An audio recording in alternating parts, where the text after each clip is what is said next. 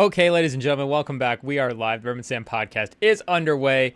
And make no mistake, we've got a fun night of NBA hoops underway. I guess not just a fun night of basketball underway. There's a lot going on. Not the off season.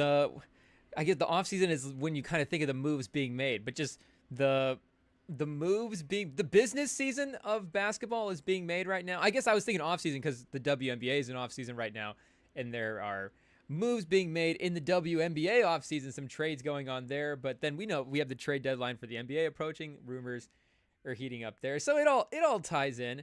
And we've got the rare double header tonight. Pause. We've got Lakers versus Sixers as the same time as, so we got Lakers Sixers one game. We've got also going on right now Hawks versus Heat, and then just the next slate of games. Who do we got after that? Warriors, Jazz, and then Dame Lillard returning to the Blazers. Again, not the first time he's returned to Portland since the trade, but the first time this season anyways. He'll be back there. So another game that you can rebrand as Lillard return. It's not really Lillard revenge, is it? It's, Lillard return. You wouldn't really need to get revenge on the Blazers for, doing much. They actually ended up trading him at the end of the day. It was getting feisty there or whatever. There was demands being made back and forth. The Blazers stood their ground and, tried to get the best deal that they could for Dame Lillard and not cave to the player empowerment. I guess, that deal's still pretty. We'd have to go back and look at what the actual pieces are for that deal. Of course, Ayton is the big name that stands out. It's like looking back, okay, Ayton, Phil Lillard. I don't know if that's a win at the end of the day, trading maybe one of the four most important people in the history of your franchise for DeAndre Ayton. But regardless, they hold their ground. They actually do trade him at the end of the day. And we're seeing right now with the Heat and Jimmy Butler, they're going to be in a standoff here for at least. When is the actual trade deadline? Is it like the 6th? Is it a double-digit February day? I actually forget. Let's give a quick. It might be like, is it Valentine's Day? Oh, it is the 6th. Wow. Not January 6th. February 6th will be the NBA trade deadline. That is a Thursday. Are we going to have to go live during the trade deadline? Next Thursday? Not this upcoming Thursday, but next. Maybe IT. We'll maybe have to do a production meeting right after this and see how it goes. But, LeBron getting on the board. Or getting an assist, I got to be honest. I just looked over and they panned to LeBron. I assume he scored, but it could have been one or the other, obviously. Great at both. Oh, Maxey. Here we go. We're watching now. Oh, Maxey, one of the few guys that, there's the players like actual field goal percentage, and then there's the field goal percentage they have when you're watching them. And it's just, I wish we could track the games. We need to maybe actually go through and figure out, start of the games. Be like, okay, it makes sense, like Maxey and these. But then there is like a correlation sometimes between the prime time effect of it, where, and especially on a night like this, I guess it's easy enough to watch, get eyes on both games that are going.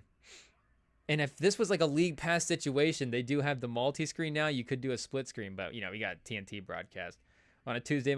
They might as well put it on league pass if there's no Barkley. Shout out to Lefko, though, The rest of the crew, it's not a diss at the rest of the crew, obviously. It's just we love seeing Barkley when he's on TV. But Sam will be joining us later as well, too.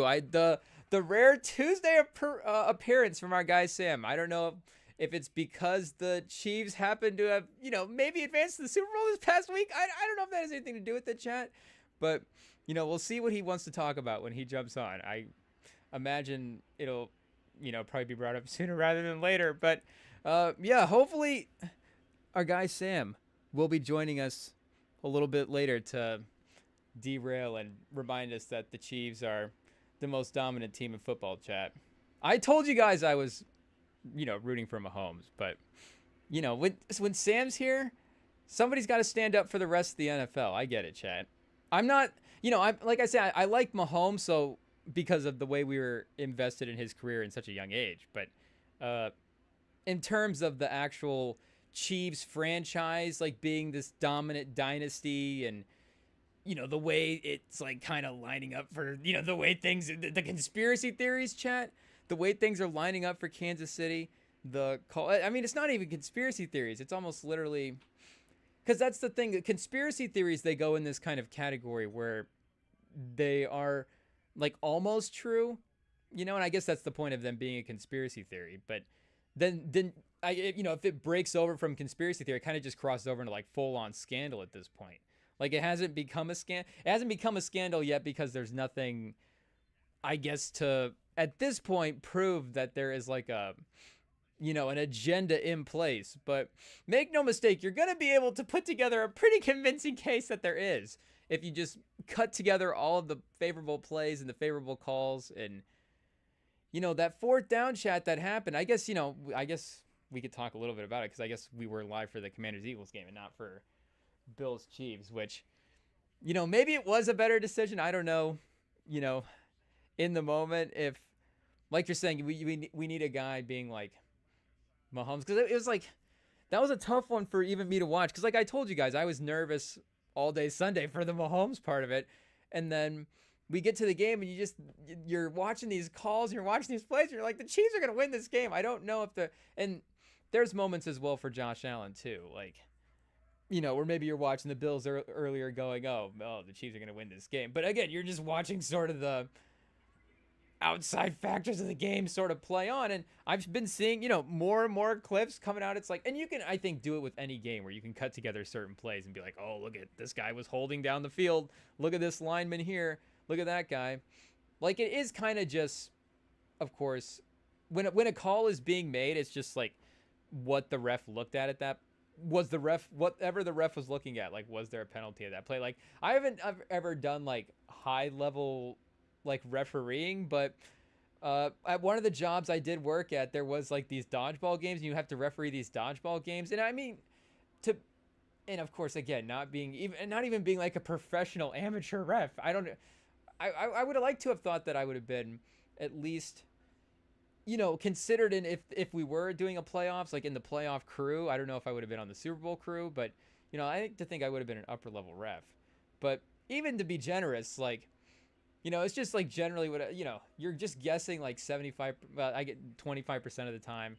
And then, the other, it's just like, I just happened to be looking over there, and luckily that kid got hit. So I know very easily he's out. But again, maybe it's just me, chat. But, as a ref, I imagine it's just like, the line judge was looking at the left tackle at that play. Did it happen to be the left tackle held? And, pros are pros, but regardless, I'm sure you're going to be able to kind of look at anything at any moment and go, oh, look at that, the arm bar there, the arm bar there. But regardless, it's like there's these very obvious things that are happening throughout the game for Kansas City where it's like, oh, yeah, I think that Kansas City's going to be fine if we get in a close game and if they need a call. And boy, did they need a call, chat, because, I mean, I was seeing replays of that fourth down, that the Josh Allen tush-push conversion attempt late in the fourth quarter, where, and it's tough with those when they do the line straight down the middle of the screen on the play, and it's like, look at how the football is over the line. Again, that is a little conspiratorial, but this is pretty close, I think, to being scandal. Like, maybe we need a couple of years. And I don't know if we need to go back and look through, like, I guess the Tuck rule thing, if you think about, how the Patriots dynasty started and how that rule was enforced kind of on the edge at that moment, pause. And do we need to go back and watch the Tuck rule, chat, and remind ourselves how egregious that fumble attempt was? Because we've seen that quite often, is, the arm moving forward. Is it a fumble? Is it an incompletion? And to be honest, I would like to think a pretty, knowledgeable NFL fan, as at least a guy who just like knows a lot of random facts, Oh, wow, the algorithm as we go to log in. Cat Williams on Theo Vaughn's pod. Well, chat, we might just have to take a commercial break and be back in 2.5 hours and take a timeout. We get it. It's Cat Williams. I think the world goes on hold when Cat Williams shows up. At least, I think so, right, chat? 200K in 2 hours? Is he a little more chilled out this time? We'll have to see. But as a guy who I think I know just at least a bunch of random NFL stuff. Oh, no Paul George tonight? Of course, chat. We should have guessed for Philly. It's tough.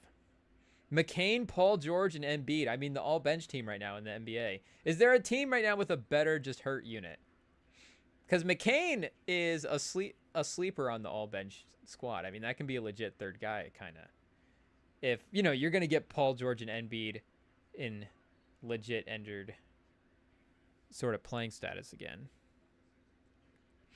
And, of course, it's snowy as well, too. Were people's eyes as good back in the early 2000s to see through the snow? How we evolved since then? If people's eyes were like the HD back then it's like no surprise that they got this wrong. Because you can barely see through the snow. Everything was a square as well, too, chat. Shout out. Off the corner. Yeah, I mean, there's a reason it's controversial, chat. But even still, like, at least there is a rule in place where you can kind of, you go, okay, they were hanging their hat on something. Like, we kind of all saw the replay happening in the, I think, and I was in the moment watching the game, it was like, watching the replay was like, this replay is, again, close enough for the fans afterwards to be like, it's a first down, but it's not close enough for the refs to obviously overturn this. And as long, it's like they will give the Bills and the Chiefs as much leeway on this first down as possible until it's just like so obvious that Josh Allen would just have to, again, like fully dive over the offensive line, be like 2 or 3 yards down the field and just make it totally clear that he's got the first down. As long as there's even just a little bit of like in the moment, we could be like, hey, we just couldn't see anything. It's inconclusive. And they were going to be it. But again, that's different than a rule. That's just like willful ignorance almost, They just almost let it happen, chat. And this is at a different spot as well, too, going for the three-peat. Like, is there something to the league from it? Like, maybe the numbers are showing it. I don't know. Maybe, the Taylor Swift thing is still real. I don't know. Like, maybe it's just that. But is there something to the three-peat where the league is so invested in them breaking this streak in history that they need to make sure that Kansas City is at least in? And is that what they just need them in the game anyways? In the game, are they going to be a little bit more fair? But why would they, chat? And again, to, I guess, our own, selfish benefit, because at the end of the day, like, if Mahomes has success as a player, I mean, we'll be happy with that.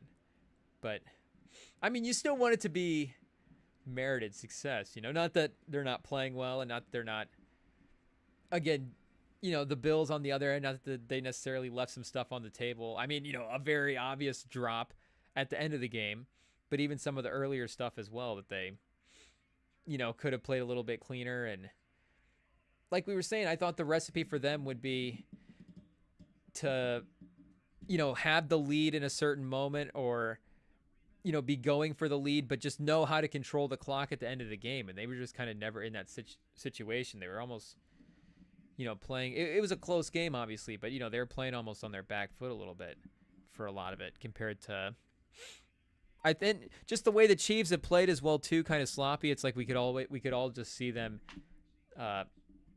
being down in this game, pause, and having to fight back at the end and win it. And, of course, it was a fight to the end regardless. Not that it wasn't going to be a fight to the end, but for them, in a position to make that game-winning drive. Whoa, Bronny! We're getting a Bronny appearance. Did JJ Redick watch that dunk in the G League? Does JJ Redick lead the coaches in screen time on Instagram right now in the NBA? Like, he has to be I guess Missoula is the youngest coach, but Missoula's not on Instagram, right? Missoula's not on social media. Does Missoula even have an iPhone? I think Missoula just has numbers in a notebook in his back pocket and just pulls up to a payphone. He's just got a roll of quarters in a notebook, and just whenever he needs to make a call, he'll just pull up to a payphone. He's like, it's so much harder to make a call now, pause, because there's just no payphones. I can't talk to anybody. Nobody can ever get a hold of Joe Missoula these days. But I I don't know. I could just see, and I guess because he was on, he was doing the pod, the social media stuff. Seems like there'd be a good crossover there, but that would be to Bronny's benefit. Because make no mistake, if JJ Redick is on Instagram, there's no way the algorithm is not feeding him a little Bronny James. I guess just House of Highlights in general. ESPN. ESPN. Doing a great job passing the ball to Anthony Davis. Love to see it, chat. Oh, and an offensive foul. And sometimes sometimes a guy just like a jinx when he's on. Nah, Bronny's not a jinx, of course. They didn't get that offensive foul just because Bronny was out there.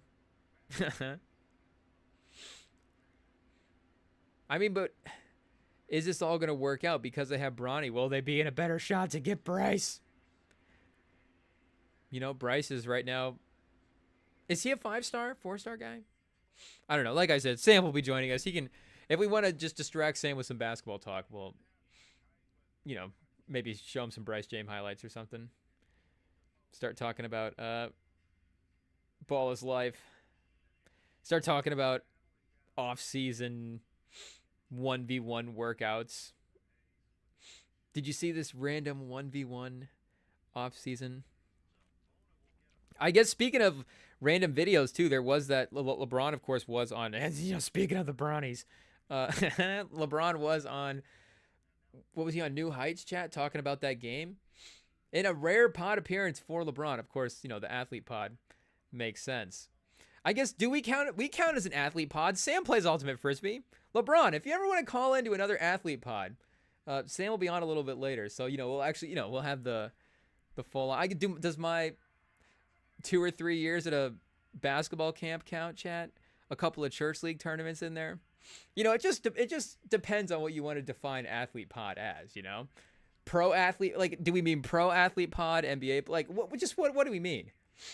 And who knows? Maybe we do know, of course, in a couple of years that we'll be a pro athlete pod once the word gets out about Sam's talent in the Bay with the Ultimate Frisbee chat. Make no mistake. Is he been putting in the work? We'll check in. We'll just the list of things to distract Sam about when he wants to brag about the Chiefs making the 3rd Super Bowl. But yeah, he was talking about that MJ pickup game when LeBron was like a high schooler, and there's this infamous picture of him and can we look it up here?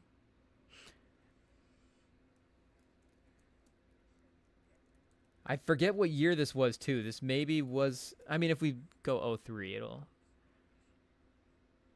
it'll be close enough.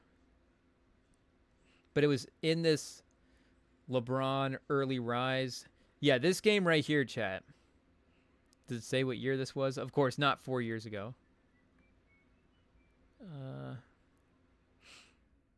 It might have been 2003, but it might have been 02 or 2001. He looks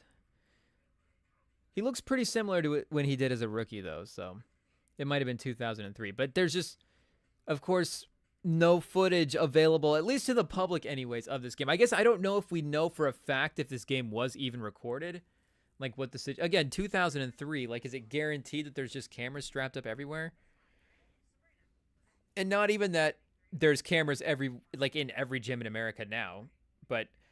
the phone, I guess, at least, like, I'm thinking of, like, mounted cameras. I guess, security cameras. But, at least, like, the phone camera footage, if there's going to be people in the gym and people watching. And, now the whole just content creation around it, too. Where, and I guess, again, you still have the private pickup games. But even those pickup games, like is it Brinkley? Am I saying that name right? The NBA trainer. He does... a lot of those famous runs. Is that like in an LA Fitness or Equinox or something? Oh, I forget what the name of that gym is. We need to get our algorithm tuned back into and I guess we need the off season to roll back around as well too for the NBA. But when is it a live? It might be a live. No, it's not a lifetime. I don't know, chat. But the infamous like off season runs where every now and then he'll post like a clip and you can get a couple of seconds, a couple of plays, couple of possessions back and forth of LeBron, Harden, Steph, Kawhi, and then just, some random Amari Bailey's out there as well, too, balling out with these guys. But, it's not like there's just going to be that random trainer standing in this game in 2003 with, a camcorder. But there always was just a random camcorder guy in general, though, wasn't there? Everybody had that random camcorder friend. I mean, we saw Shaq in the dunk contest in 2001. Wasn't he the random camcorder guy? Shaq always, of course, ahead of the curve. So, I'm sure him being the random ahead of the curve guy for a bunch of stuff would be, beneficial at some point. But, and it gave us a great meme, a great snapshot in the moment of him recording that. But it's not just guaranteed that I don't think we have footage of that 2003. But he was talking about that he dominated in that game as well, too, which is no surprise. One of the main reasons that we don't think we have footage of it is because Jordan was like, hey, we can't get this out there. Which is incredible that, we've had literal tapes of presidential assassinations get leaked to the public. And the LeBron James, Michael Jordan 2003 pickup game hasn't been somehow... There hasn't even been a clip of it that's been released. Which, how long was it before after the JFK assassination that the footage got released? I know the story's been told a lot, but I don't remember the exact years and stuff. But I think it's been within 20 years. Can we look up when the Zapruder film got released to the public? Oh, now we're just becoming a stereotypical pod chat, looking up Zapruder film. I guess we have to... How do you spell Zapruder? Oh, here we go. Oh, Zapruder chat. Zapruder. Pizza Bruder. So, yeah, Kennedy assassination, 1963. In 1994, the film was selected for preservation. So within 31 years, it was being, protected by the, once again, the government was trying to get its hands on the film. But, within 30 years, it's now had to go the other way where it's becomes so culturally significant. Yeah, as being culturally, historically, or aesthetically significant. I guess just for general admissions into this thing. But I guess at this point, my guess would have been, it hits both cultural and historical. If it hits aesthetic, then, maybe you need to get checked out. But it was an important piece of evidence before the Warren Commissions. What year? The morning of... So the day of the shooting, this was starting to go around. Frames were published in color in December, October, 64, 66, 67. So within, being, 5 years, if we're being generous, within 10 years, it was 10 years maybe circulating and way out there. But, within 5, I'm sure it's not like the JFK assassination tape had to pick up steam at some point when it was first dropped. I'm sure the box office number on that, the opening week, was pretty intense. Oh, yeah, it's in trial being, debated in 68. And again, I guess we are talking release to the public. In 69, it's not like, Mr. Zapruder can just throw this up on YouTube, which, makes this, a whole lot crazier as well, too. And, I guess we do have some version of that with what we saw last year, of course, obviously. A different result. Who knows if it was all, pre-motives and all that stuff. Who knows how it's going in. 75, there's some settlements. Cultural effect here, chat. In 1994, the Zapruder film was deemed culturally okay again by the library. So yeah, very quickly. So again, to prove the point, the fact that it's been 20 years and it just hasn't been released means it's airtight. Pause. It is in the deepest vault in the world. There's that one. There's the seed bank somewhere in the up in like the Scandinavian area that has like seeds for every type of food plant. If there's ever like a, who knows, start stocking that bad boy up just in case over the next couple of years. But just in case we need to start reviving some of these crops, like there's like this big seed bank safe somewhere. So maybe the MJ LeBron footage is locked in that safe. I think that's like one of the most, if not the most secure building in the world. At least, the most secure. If you Google the list and popularity. Oh, Davis headed to the locker room, chat. Oh, man. We should stop worrying about the Zapruder film and start watching the TNT film, the NBA game, chat. Anthony Davis is going down. I guess, is that why Bronny's in the game? Are they summoning Bronny in for Davis? Is JJ Redick losing it, chat? Is Finney Smith in for Davis and Bronny's in for Finney Smith? Can somebody explain? No. Shout out. We're in for the Bronny experience.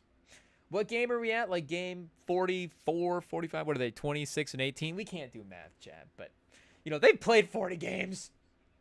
They're almost halfway through. They're almost halfway through the season. It's time. They need to start giving guys some breaks, And 26 and 18 is not bad. Where were they at this point last year? Let's take a look. And I think they were definitely under, were they under 500 last year? I don't think they were 41 wins, right? The 23-24 Lakers. LeBron still 50% from the field, which is crazy. At 40 years old. And 38% from the three. I mean, the fact that he was 50-40 last year at 39 is... It literally may never... I mean, I'm sure LeBron people will bring it up at some point in the legacy arguments, but it's that... Like, LeBron's career... here we go again, chat, but it's like, that won't even get to the point where it will even be brought up because there's just going to be... There's 19 other years of things to be debated before that are awesome and all these amazing accomplishments. And if he didn't even have that season at 39, like, his case for the GOAT would be set in stone. It's like, oh yeah, also at 39 years old, he was 50% from the field and 40% from three, which is crazy. But, okay. Yeah, they were 47 and 47 and 35. I guess we were just thinking they finished 8th in the West, but the West, of course, a competitive conference. So they might have been in a similar area. Is the West worse this year, chat? Let's see. At the halfway mark last year, 41 games. Fresh off a win versus OKC. Oh, this is not going to give us the win-loss, is it? Nice. Maybe they'll give us the win-loss over here. No, I don't think they will. Oh, shout out. Okay. Well, unfortunately, we're just not going to be able to quickly look up what their record was at the halfway mark. I guess we could maybe check StatMuse, but I don't know how trustworthy it is. Does StatMuse even know the halfway mark of the NBA season at this point? Is StatMuse being powered by Deep State AI? What's that new AI that's out there, chat? That is just quickly eating up the entire market, which, I mean, is this just going to be the cycle of AI, or is this one actually the end-all be-all? Because I don't even know how to say it, the one that just got super big pause before that. NVIDIA? Is that how you say it? It's the NV one. I feel like you guys know what I'm talking about if I say NVIDIA, but that's going to be my attempt to pronounce the name. But like that one came in and just swooped in, and it was like, whoa, their stock is soaring. They're this incredible company. This is the future of AI. So I don't know. Is AI just this super volatile? I don't know. Maybe we're just catching up to the AI market, chat.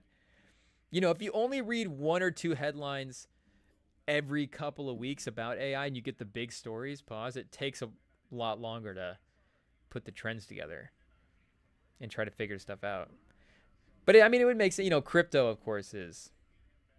I mean, I guess meme coin is all over the place. The Hawk Tua coin's all over the place. So if it's anything like Hawk Tua coin, then maybe it's super volatile like that.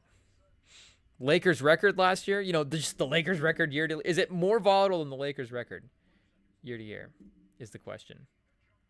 Oh, Maxey. Oh, in and out at 10 the first quarter, but Yabusele with the putback. Pause, tied.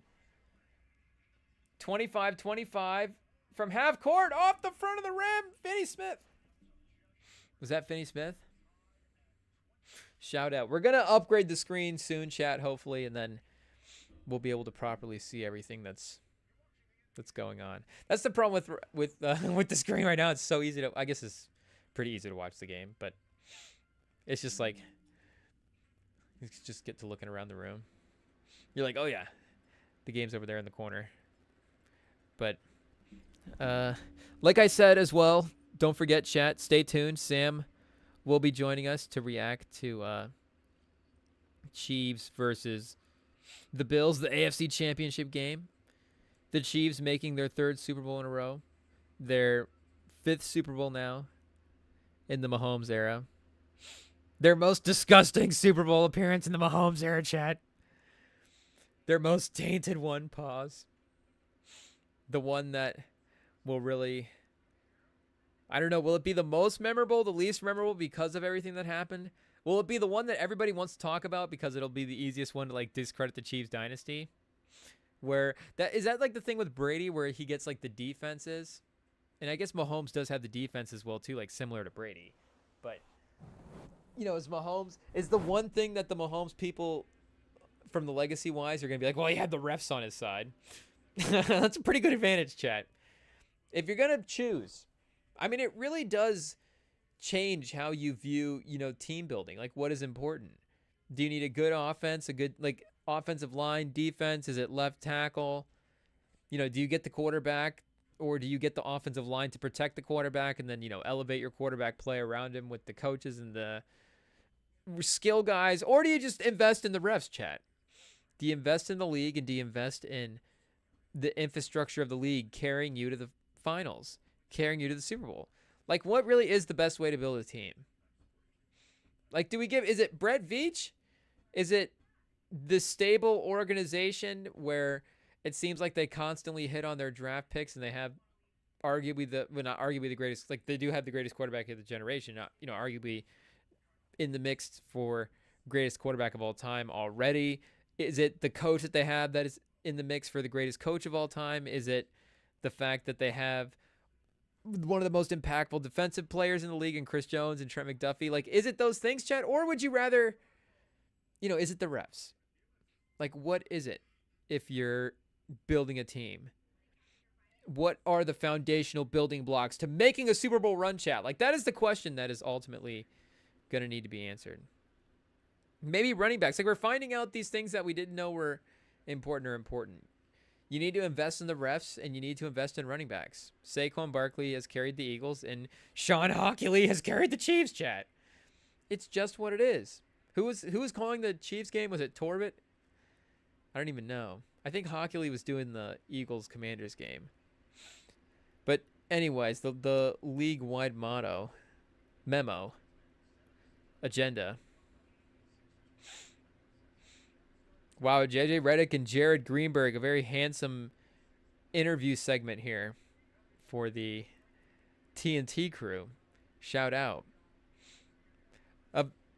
Both similar vibes, similar haircuts. We got that old school sort of part swoop over. Love to see it. Of course, Greenberg. Now the coaches don't wear suits. Greenberg showing up. Who would have guessed that in 2025 the sideline reporters looked classier than the coaches, Chad?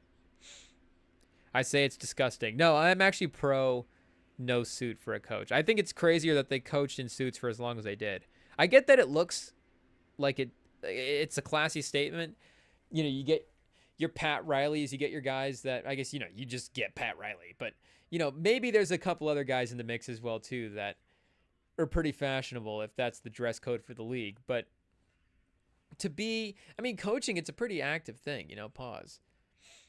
like, I mean, you can tell for the suit dress shirt combination, like, it's a tough combo to sweat in, you know? It's not one that, I mean, you definitely wouldn't want to play. You wouldn't even want to ref in a suit and tie, you know? You're not going to put a dress shirt on to ref a game. So to coach a game, I get the fact of moving to some of the more casual attire. But I do like the fact that it was an era. And you can go back and look at these coaches. And to be honest, maybe the eras that the suits were, the era that the coaches wore the suits, like the era that the suits were in at that point, it all kind of peaked and lined up to be the best timing for it. Because, I mean, suit fashion today is great, like, make no mistake, but it might be a little too much, like a fashionable coach now with a suit. Like, could it get a little too crazy? And just in general, I guess, you know, we could have gone through the whole, like, slim cut era as well, too, with coaches. I feel like that kind of lined up with some of the, did that kind of line up with, like, COVID throughout those years? That was obviously, I feel like that was definitely the shift, right? Was going to the bubble, and then since then, you know, they haven't really looked back. But I guess I don't know if before that as well too they had started to move away from the suits. We'll have to do a suit timeline research segment at some point.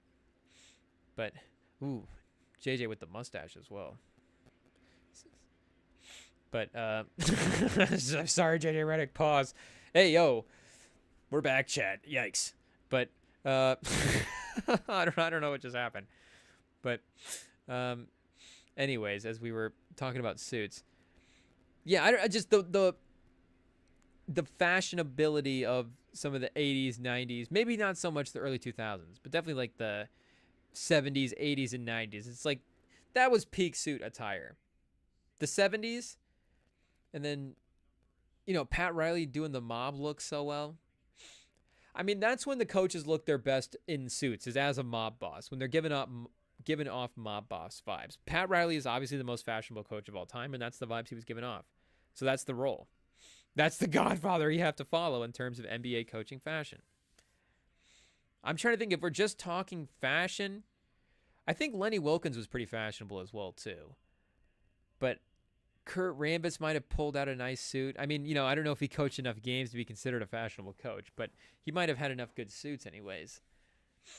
Is it a Lenny Wilkins versus, you know, I guess Walt is a former player in the, not as a coach, more as a broadcaster. But Philly has taken the lead as well, too, 33-27. The transition basket, is it the bench minutes for Philly? Bama? Is this the UCLA guy or the UConn guy? I'm honestly not sure, chat, but he follows up on the offensive rebound there. Oh, LeBron throwing it away. Hachimura moving out of the corner. Oh, Reggie Jackson carried and then missed a layup. Luckily, they didn't call the carry, but not a great sequence there for Reggie Jackson. Which, how long has he been on the Sixers for? That can't be has that been a season-long thing? Has Reggie Jackson been like a piece of this team? Because if he's been there all year, then obviously this is the team. It's not going to change my opinion of him, of the team. And not that if it was a new move, it would move the needle that much anyways. 25 games? 11 minutes a game? 4 points a game? Wow, so he's just been buried this year. Reginald Sean Miller, Jackson. Thinking Reggie Miller, chat. Shout out. TNT, it's got us confused. Is Reggie Miller even calling this game? I can't quite hear what they're saying. I think, are we getting Chris? Is it a Greg Anthony? Maybe? Yeah, this number 30. Active right now. Another offensive rebound. Shout out. So they move on from Paul Reed for, is it Adim Bana? What's his name, chat? Oh, I think this is the UConn guy, right? Oh, of course it's the UCLA kid. Because UConn has a guy with a similar name, right? Or am I tweaking? I thought on that team that, I guess I don't remember even if it was the championship team or a team that just made like a playoff run. But I guess they did win with different iterations of the team in back-to-back years. Okay, so I guess his name, he's not a real player. We're making him up. But who was this center from a couple years ago? 14-6 this year? I was going to say they're not on pace to repeat, but they always do so well in the tournament as a lower seed. You can't count them out anyways. You just got to get them into the tournament and see if they're playing well around that time. But I guess at 14-6, they're definitely off the pace of, even 31-8, where they were a couple of years ago. Obviously, you lose Klingon, and you're going to be hurting a little bit. But, oh, no, that's right. They just kind of had similar first names. That's what it was. Where did he end up getting drafted to? Sonogo? Adama Sonogo? I guess not drafted. Summer League, a signed guy. Started from the bottom, working his way up. Pause. But shout out to Bana tonight, though. And I guess, if there's a team that is going to really sort of accentuate the energy that you play with, if there's like a team that's going to make you look even more energetic as a player, it's going to be the Lakers. You're going to be able to out-hustle the Lakers. Make no mistake. It's not going to be that difficult to do. Oh, JJ Redick is out on the court after calling timeout, grabbing the basketball.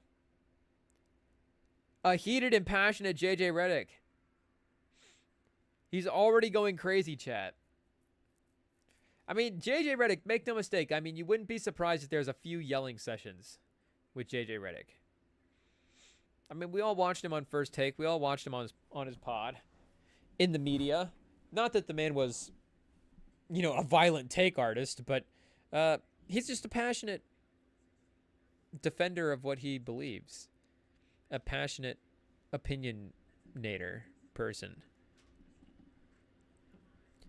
The type of guy that just seems like he would have some very dramatic reactions to things, but it's like, he's a good guy at the end of the day. It's like, it's just the mood that he's in right now. JJ Redick, it's like, he just got to settle down. You just got to let coach kind of walk it off a little bit. Oh, what happened to our score, chat? Did we just go back in time before the game first started? Imagine the secret words were, for time travel, we're saying Sonogo and Bana's name back to back. You just start chanting old UConn team name. If you just start saying the roster from the 22-23 UConn team, you actually will time travel back to UConn's. That's the only portal in time travel right now, is that. Or at least it'll take you back to the start of this game. Oh, no, never mind. It didn't work. We're still at 8 minutes and 34 seconds left into the third quarter. Second quarter, okay.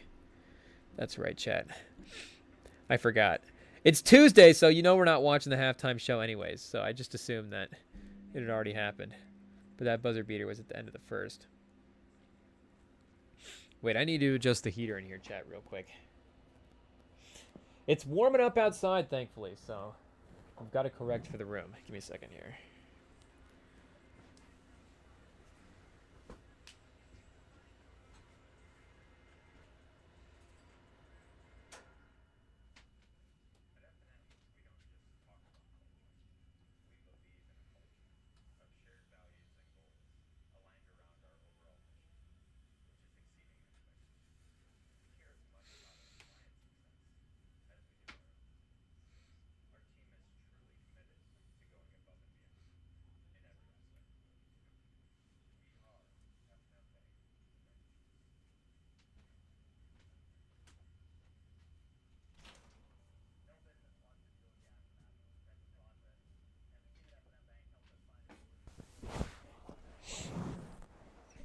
Okay, chat, I think well, fortunately, we're not cooking anymore.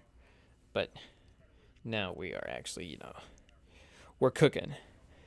But we haven't even done a good job of keeping up on the second game as well, too. Hawks Rockets, which is probably even a better game as well, too. I mean, the Lakers are, of course, they are an upper level playoff team at this point in the West, chat. I guess, they're standing in the league versus how you want to classify them as a contender, but I believe in them probably a little bit more than some people. We'll have to check out the new Simmons Russillo pod. We haven't listened to it yet. Just saw that they posted it before I hit the tube right before we logged on. Pause. But yeah, we kind of believe in the, and it's just still maybe the fact that we want to give LeBron the benefit of the doubt at this point in his career, but we still want to believe that a healthy version of Davis and LeBron and Reeves and Connect, if Connect's connecting in the playoffs, chat, then they could be at least a dangerous offensive team, And you have Davis there as a potential defender in big moments. You have guys that could make a defensive play or two if you need, which is not necessarily. Obviously, it is a stop when it happens. Is it the same thing as getting a stop? Because that can be team defense, hustling, rotating, playing the shot clock down and forcing a bad shot and just, actually getting a stop versus Davis help side flies in and swallows up a block. Like that's a perfect thing to rely on as well too, because Davis is an awesome player. But I'm just saying it's obviously, a little bit more of a different dynamic. But yeah, obviously even with the Lakers as good as they are, Philly being down on their luck, like the combination of Rockets and Hawks is probably a little bit of a better game, and it is a 2-point game right now in the second quarter. So we'll pay attention. And why are we not watching this game? Amen Thompson quickly becoming one of our favorite players to watch in the league at this point, fresh off an incredible performance against the Boston Celtics. Put up a 30-point game, I believe. Maybe I think it was 31 was his final number. And Dylan Brooks, 10 for 14 from 3. Again, if I remember correctly, 36 points, I believe, on the night. So the man was playing the game of his life. Ime Udoka finally had to get a win versus his Boston Celtics and his former team, the Boston Celtics. And Dylan Brooks said, "I got your back, coach. If you need somebody to be petty against your former team, I will go out there and hit 10 threes for you." And that's exactly what Dylan Brooks did. But Amen Thompson looked incredible as well, too. And his defense, his athleticism, his IQ to be able to know how to impact games and just be in the right spots. Because like we've said before with Jokic in his play and his impact in the league, like, and I guess I don't know if this is Jokic directly, but at least for me anyways, like I kind of correlated to Jokic, but his impact of developing that Aaron Gordon dunker spot, but kind of, and it's not, it's kind of revitalizing the center position as well too. It's, again, not the center position because it can be kind of any guy, which is the nice thing about it, but it's bringing back a version of sort of a non-shooter on the floor. Because, again, if you're talking sort of people my age, our generation of watching the timeline of this pace and space stuff, like the Harden and even like the Luka versions of that kind of pace and space where, and Trae Young as well too, the big man pause in those offenses are more that pick and roll, rim rolling, shot blocking type center where, again, the dunker spot can be a guy like Aaron Gordon, who can be like a small ball 5 for sure. He can also be that 4 around the basket, athletic, making the lobs, getting the dunks, cutting. He can impact defensively, switching on the other end, which is another thing as well too, because of his sort of athleticism. Like a lot of, like a guy like Capella couldn't necessarily switch. Like maybe he could, but it's just a different thing, like Capella switching out onto a guard. Like you're saying he can do that maybe like once or twice a game. You're not relying that your defensive plan is not switch it and hope Capella sticks with the guy, in that kind of setting. But if you have pace and space on the court, if you have 3 or 4 shooters out there already, then a guy like Amen Thompson, if he has the IQ to be in the right spots at the right time, then he's not going to get in the way and not going to clog things up, and you're not going to notice his lack of shooting as an impact to the rest of the greater offense. Because that's the other thing as well too. It's not just oh, this guy is incapable of getting us 3 points versus 2 points. It's the physical spacing, where he's out on the court, how is that impacting the movements and the shot creation ability of these other guys? How is the defense able to focus on the rest of the team? Like, Amen Thompson is just able to take advantage of cutting off of defenders, and when a guy's helping here, he's cutting there, he's playing for the rebounds, he's always getting to the rim. It's in his athleticism as well too. He's incredible. And even in that overtime elite as well too, like we were seeing him in that guard role, like was sort of being unlocked in this off-ball role, but he's now starting to even develop even more as well in that sort of full-on offensive creation sense. But as that just continues to even just like that could even just level way up to where he's like he could actually be like a primary creator, I think, for an offense.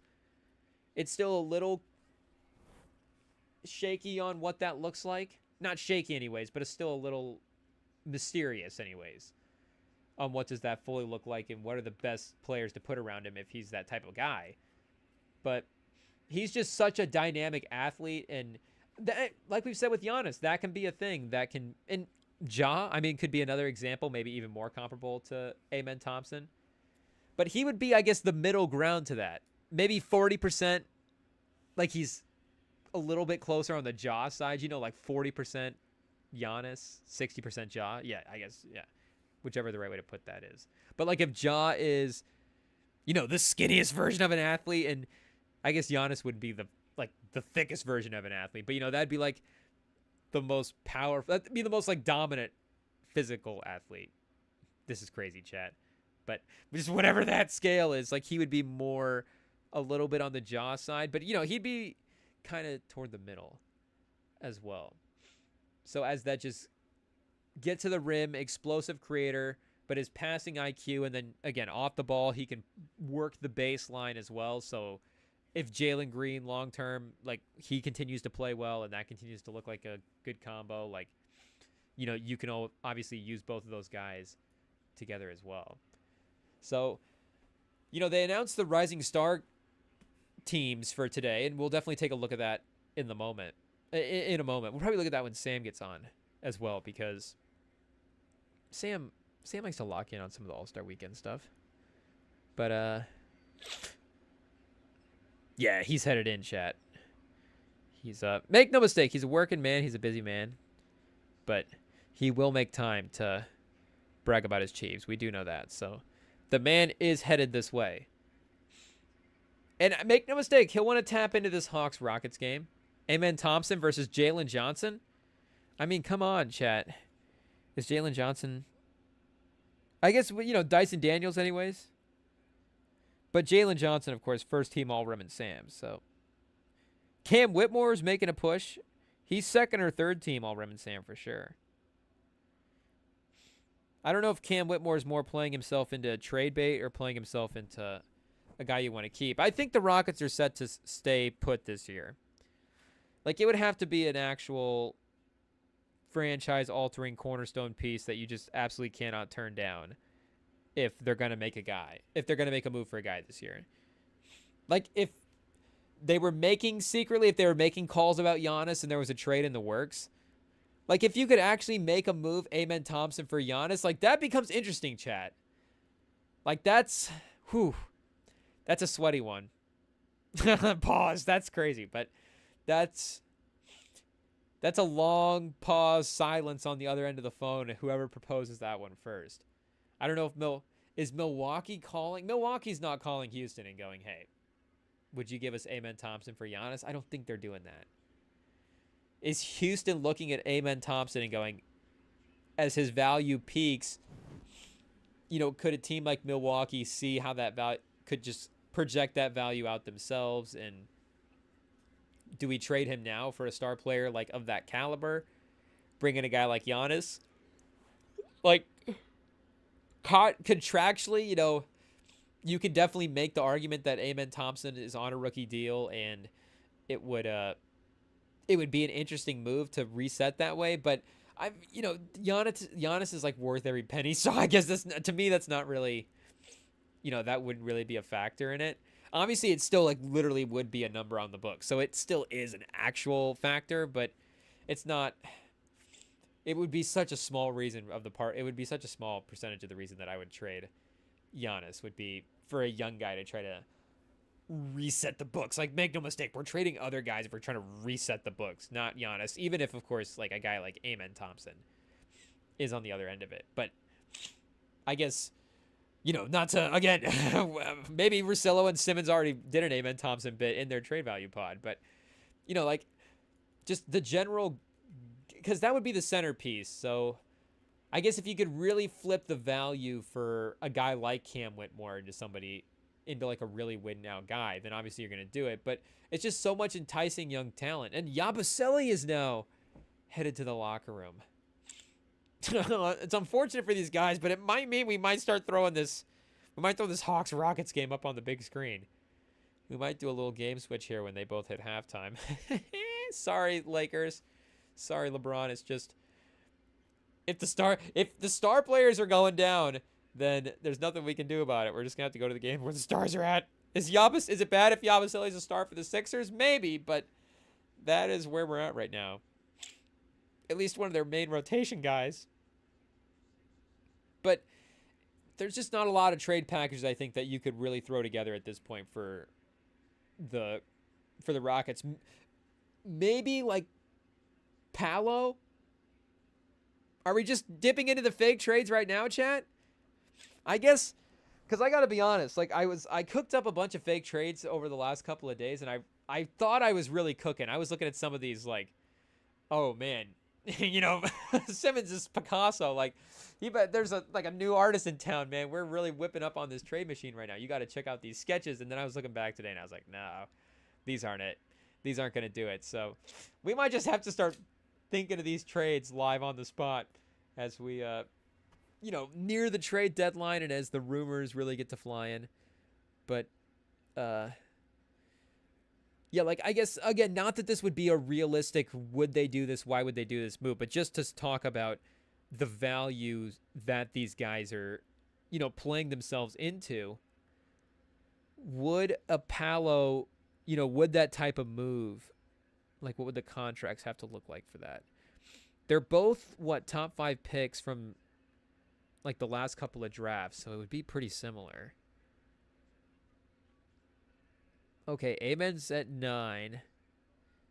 Impalo's at 12. They also probably both have some cap space as well, too. So, if it was just a 1-for-1 for some reason. And, I mean, Paolo is, I think, as good as Amen Thompson's been playing, I think Paolo's still even shown a little bit of a different level.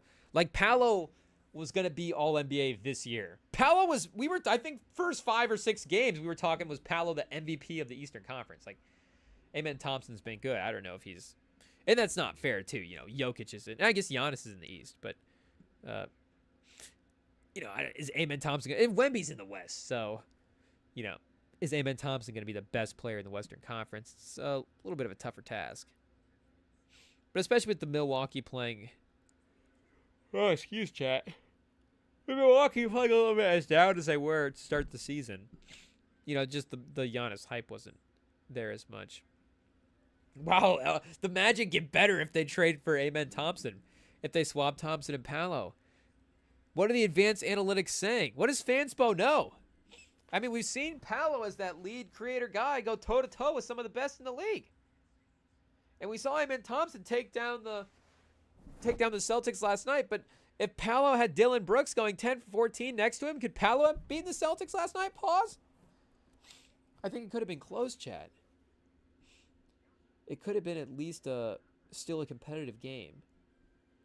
I feel like with as good as Paolo has played, you gotta maybe throw in one little more thing. Oh, do a little Jayshawn Tate expiring. Aaron Holiday. A little backup point guard depth. I don't think you're doing a pick, right? These are both first-round picks, again, from the last couple of years. I don't think and both top 5 picks. I mean, Amen Thompson was the number 4 pick in the Wemby draft, so you can almost argue that, he's a top 3 pick as well. Palo in the mix for top 3. Amen Thompson and Aaron Holiday for Palo. Is that trade 1, chat? But that has got to be... I guess we probably could just go look up their updated trade value list and see where they have Amen Thompson. But we won't do that. Actually, we probably will at some point. Once Sam gets on, we'll look it up behind the scenes. But yeah, you're not trading and you're not breaking up this young core for much. Obviously, you know, Shea, Luka, I think. If maybe, you know, Luka's, of course, a stylistically a different guy. Scotty Barnes, face of the league, Scotty Barnes. You know, I don't think you would obviously do Thompson for Barnes straight up. There's no way. Barnes, former Rookie of the Year as well, too. In that Cade draft, Cade and Mobley and Barnes was the Rookie of the Year. And somehow... Oh, wow. Chat, the odds are crazy.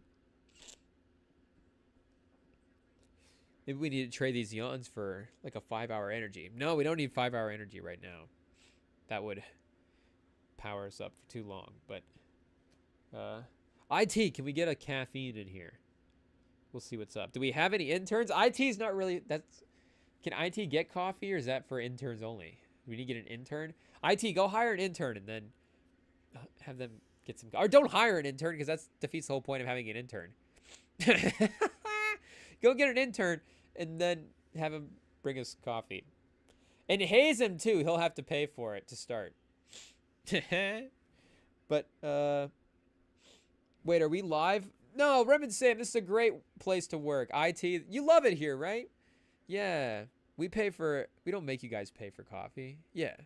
Rem and Sam always gets the bill for the team coffees. RJ Barrett. Yeah, I don't think he's helping the Rockets any, chat, unfortunately. At least not this season. So the Rockets are a set team. Do we need to put these teams into tiers? Trade team tiers, chat? Trade team tiers? That does sound kind of like a segment. So I think it might be worth pursuing. Because, again, the Rockets, and I think the Magic would go into that tier. Oh, chat, we're going to have to go for a new page.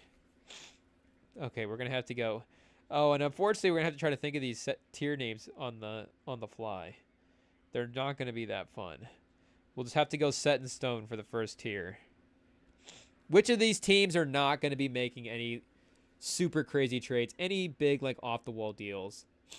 Shout out MJ. Can we say that? If we say shout out MJ, YouTube technically won't know what we're talking about. But off the wall? Have we been bumping a little off the wall recently? And you know what else we've been bumping recently? Should we do a little January update? Maybe we should, chat. We've got the Weekend album dropping this weekend. Friday? I think so.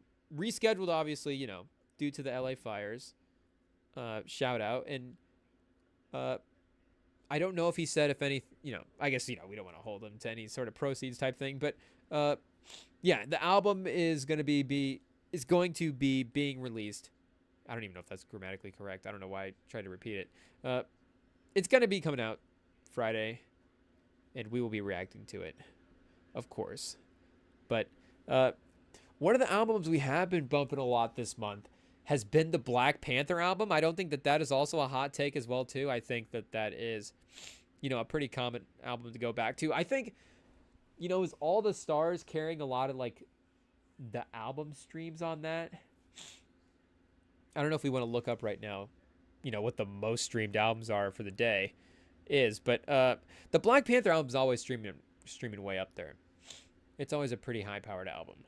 But again, All the Stars is almost at like 2 billion streams. So, but I think we're definitely a part of that. But people are still bumping it. But just that, oh, jeez, chat.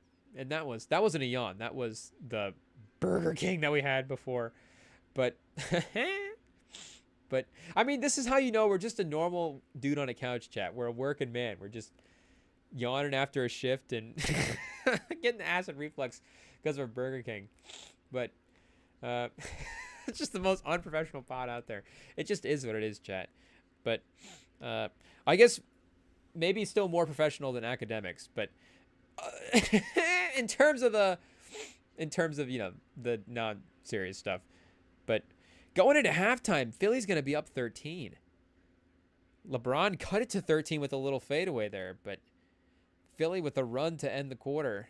Oh, and it just immediately canceled out with the corner three. Philly up 16. Reeves going full court. The pump fake. Yeah, don't give him the foul. Send it to half. You're on Philly's home court. Was that Ricky Council in the corner? Yes, sir. On that previous three-pointer by Philly. So shout out there. But, yeah, we've been bumping that Black Panther album a lot recently. And that did make us break out of our 90s movies trance that we were in. And I've been trying to just keep it to like a, 20th century, maybe some like 2000 to 2005 sort of movies in there as well. Like 2005 and older has been the mode that we're in, but it's just always 90s as well too. 80s every now and then for sure, 70s of course, but we've just been in this absolutely, and again, maybe it's not even being hypnotized. It's just the 90s are, objectively awesome. And of course, a lot of the movies that came out in that decade, you're just going to be rewatching. But I guess I've also been doing it. Is it even out of spite, chat? It's just like, what are these movies that it's just the lack of originality, chat. It's just looking back at the originality of some of the phases that we were in. I know there's probably going to be, somebody's going to respond. New York Times is going to respond to this, of course, with an article being like, these were actually all copies of like, Beverly Hills Cop is like a Shakespeare's play, so it's not even that original, it turns out. But, it was like, in the moment, it seemed like Hollywood's originality was, and, even like early movies, like it's a lot of book adaptations and stuff, we get it. But, we get what we've grown to now, chat, pause, where the level of the IP remake sort of culture at this point is a little excessive. But regardless, we've been bumping that Black Panther album so much that we were like, if we're gonna watch a new movie, I think this one's a great one to watch.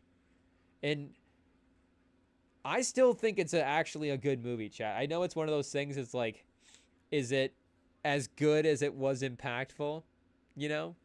But I think it's like a legitimately fun movie to go back and rewatch. It's action-packed the whole time, and the story. I know, maybe the storylines. Maybe it really is the. I guess we're not going to be the ones to. That's for other people to talk about. Maybe some of the issues going on there, but just again in terms of like a set piece, action-packed sort of watch, like it's even up until that last fight with Killmonger and T'Challa. Like it's just a great, beautiful movie to watch. So, especially for this phase as well that we're in too. Like the movies on in the background is sort of the thing. Because I'll also go. I know TV shows are sort of the background default right now for everybody, but for us, right, it's a movie phase. I'm still a movie guy. I will still throw on a movie in the background and just instead of watching 2 or 3 seasons of Mad Men, just having it on and just anytime you're in the room, you're like, oh, wait a second, we're on what, episode 4 now? What's happening? But like I'll just do that with movies instead. So I get that that's kind of not whatever. I get everybody's watching Squid Games right now. I should have said Squid Games, not Mad Men. What am I thinking, chat? Nobody's rewatching Mad Men. And if all the older shows are not rewatching Mad Men either, what? The kids are rewatching what, Breaking Bad? What's popular on TikTok? Is Mad Men popular on TikTok? I think Breaking Bad might have had some clips on there. What's on Red Note? Maybe Mad Men will get popular on Red Note. Or Deep State AI. Whatever that is, chat. But that, and I don't know if we shouted this out on Sunday as well too, but the Big X The Plug album, Take Care, dropped the deluxe this past weekend, along with the Central C dropping his new debut studio album. Big X just dropped the deluxe version of an album he had dropped, of course, last year. An album that made our 2024 all album team. Remember, we did a album ranking. We did a first team, a second team, and a third team, all albums for 2024. So if you guys haven't checked that out, that stream is, of course, still up if you guys want to go back and check out that ranking. And that the Spotify playlist with the albums ranked in it is, of course, still always available as well, too, if you guys want to go back and see what the albums were ranked in. Because the Big X album dropped and because I've been bumping that album, because I've been replaying that album so much lately, I moved it up. I had the Don Toliver album one spot over the Big X The Plug album. I had those just back to back in the rankings. And shout out Don Toliver. Shout out Donnie T. It's not your fault that maybe a couple of the executive orders were like, do we have to just put Donnie T back down the ranking a little bit? But Big X The Plug also, the replay the replay value on Take Care. We had to give him his fair respect, give him his fair due. So we moved that one up a spot as well. We flipped the Don Toliver and the Big X The Plug album rankings. We flipped them in our album rankings. Did we put Don Toliver on second team as well too, and Big X on first, or Big X on third? I think we did. I don't know if we'd go back and retroactively. I don't know if we're having regrets about where we voted for our end of the season awards chat, but I mean, Big X The Plug is just going to be one of our guys as well too. So, and of course, Don Toliver, major rotation stay so far for end of, and I feel like the rotation for the new year anyway starts in December. I don't know what Spotify Wrapped technically counts. I don't know if it is December to December, but that's when they give you that reset. Of course, it did happen later this year than normal, but it does feel a little, kind of maybe like end of December into January. But that, last 6 weeks or so, Don Toliver to start 2025 has been major rotation player as well. But, and of course he's, a great feature guy as well too. So it can be easier to have a guy be a mainstay rotation guy when you can kind of trick yourself into some of that variety where you're like working him in on features, or, with like Metro Booming, it's like, okay, it's still like a Don Toliver song, but it's still like a Metro Booming production versus one of Don Toliver's production. If you want to play like a Don Toliver song back, like you can fool yourself into, mixing it up a little bit, but it's like, okay, I'm still actually just bumping Don Toliver in the car, even though the last song was like technically Metro Boomin' or something. But yeah, that I guess is a little January music recap for what we've been replaying so far. But let's see here, chat. Let's see. Let's take a quick break. Sam will be on soon, and then we will, of course, continue to talk fake trades, continue to react to Sunday's football action as well. So don't go anywhere, chat. The trade machine's just heating up. We make no mistake. We started off with Paolo for Amen Thompson, so it can it get crazier? I was gonna say it can only get crazier. I don't know if it can, but if there's somebody that can think up of more dumb but also like, okay, that is kind of an interesting trade, like an interesting trade that there's just no likelihood that will happen, like I guess that is our specialty, chat. So make no mistake, we will be cooking up a few more of those in a second, right after this break.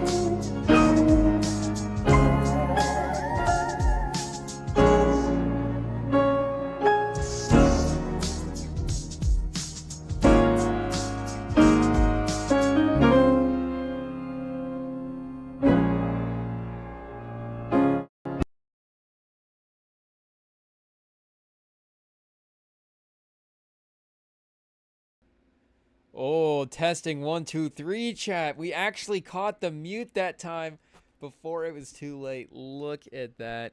Maybe we are actually learning a thing or two the more that we actually jump on chat. Pause. But we did say that we were going to tier these teams up. Pause, chat. Sorry to the audio people. I just had to get that.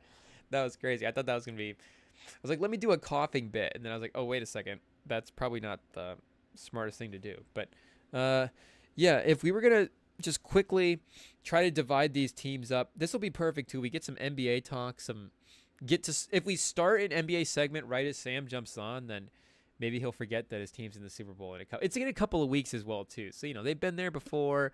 This is like a normal thing for Chiefs fans. That's, of course, why it's so gross, chat. Why it's so disgusting. Why we just all hate to see the league just give the Chiefs another Super Bowl. But maybe the fact that it's just common knowledge, he'll just forget about it, and then he'll be back Friday. He'll be like, wait a second, there was that thing that happened. Yeah, what was? Oh yeah, Mahomes is in his 3rd Super Bowl. But I think Orlando is. They're not actually like a set in stone team. Like the Rockets, maybe. Are the Rockets the most set in stone team in the league? I guess, of course. Okay, even OKC though. Like OKC could make a move. That's the thing. Like we're saying, the Rockets, I mean, they could make a move as well too, but it's for a different level of guy. Like the Thunder, I mean, yeah, could do the same thing, make a move for a star player if it's available. Let me adjust my screen back. Sorry, IT adjustments. And shout out to Atlanta, Houston for getting flipped onto the big screen as well too. A 1-point game. This is much better. None of this 20-point. 15-point. And LA will make a comeback as well too. We've got that on the second screen. No Yabusele for Phillies, so they'll fall apart at some point. But OKC could maybe consolidate some of the depth a little bit and upgrade one of the bench spots potentially. They could get the star like we're saying too, but Houston's not going to do any consolidation is I guess my point. Like there's no reason for them to try to say, hey, let's try to flip Cam Whitmore. I guess the only thing would be Van Fleet, maybe. Could Van Fleet be on the move? But at 42 mil, it's just maybe a little too. He's not playing well enough to maintain on the team, which is why he would get traded. But I think he's really playing way off from being traded in the price range of guys that you could get traded for that. And are you going to do there's not a lot of teams that have like 20 million type guys as well. Especially 20 million guys that you're going to trade for Van Fleet. Like there's maybe a 20 million guy that you would trade for Van Fleet straight up, but it's like who has the salary cap space to be able to do that, Like Dylan Brooks is making 20 million a year. If Dylan Brooks was on another team, would you trade Dylan Brooks for Van Fleet straight up? Probably not. Like Van Fleet shooting less than 30% he's like 32% from 3 this year. The man doesn't make baskets. He still, can play make and do some stuff, and get to the rim a little bit, but he just cannot hit an outside jumper to save his life. Make no mistake. Maybe if you were like, oh, Reed Shepherd is a little bit, if you're just GMs, it's like, oh, but if he's just really out on Reed Shepherd for some reason, he's just not seeing. But Reed Shepherd's, I think, been cooking the G League, right? He's had some good G League numbers. So I don't know why, again, you'd move on from him. You do have Jeff Green, Jock Lindell, Jayshawn Tate. But, what kind of guy are you in a market for there? Those 3 guys, like 3 contracts like that? Who's an expiring or, a contract disaster that would just want to, is that going to be like you couldn't get to Brandon Ingram's number with those 3, right? Let's see, chat. And would you even want to do that type of thing? Like Tate is a guy that you might actually,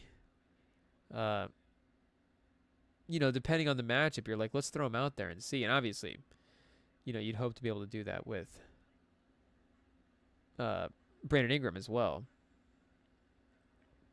But is he 30 or 40? Okay, he's 36. But those guys are not obviously, 12 million apiece. But with cap space, just if you go, okay, as an expiring contract, does Ingram have more upside than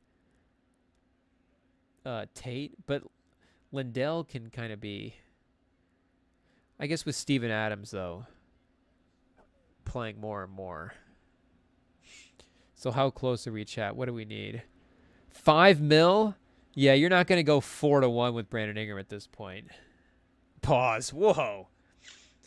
Yikes. We might not be able to talk trades after that. That's wild.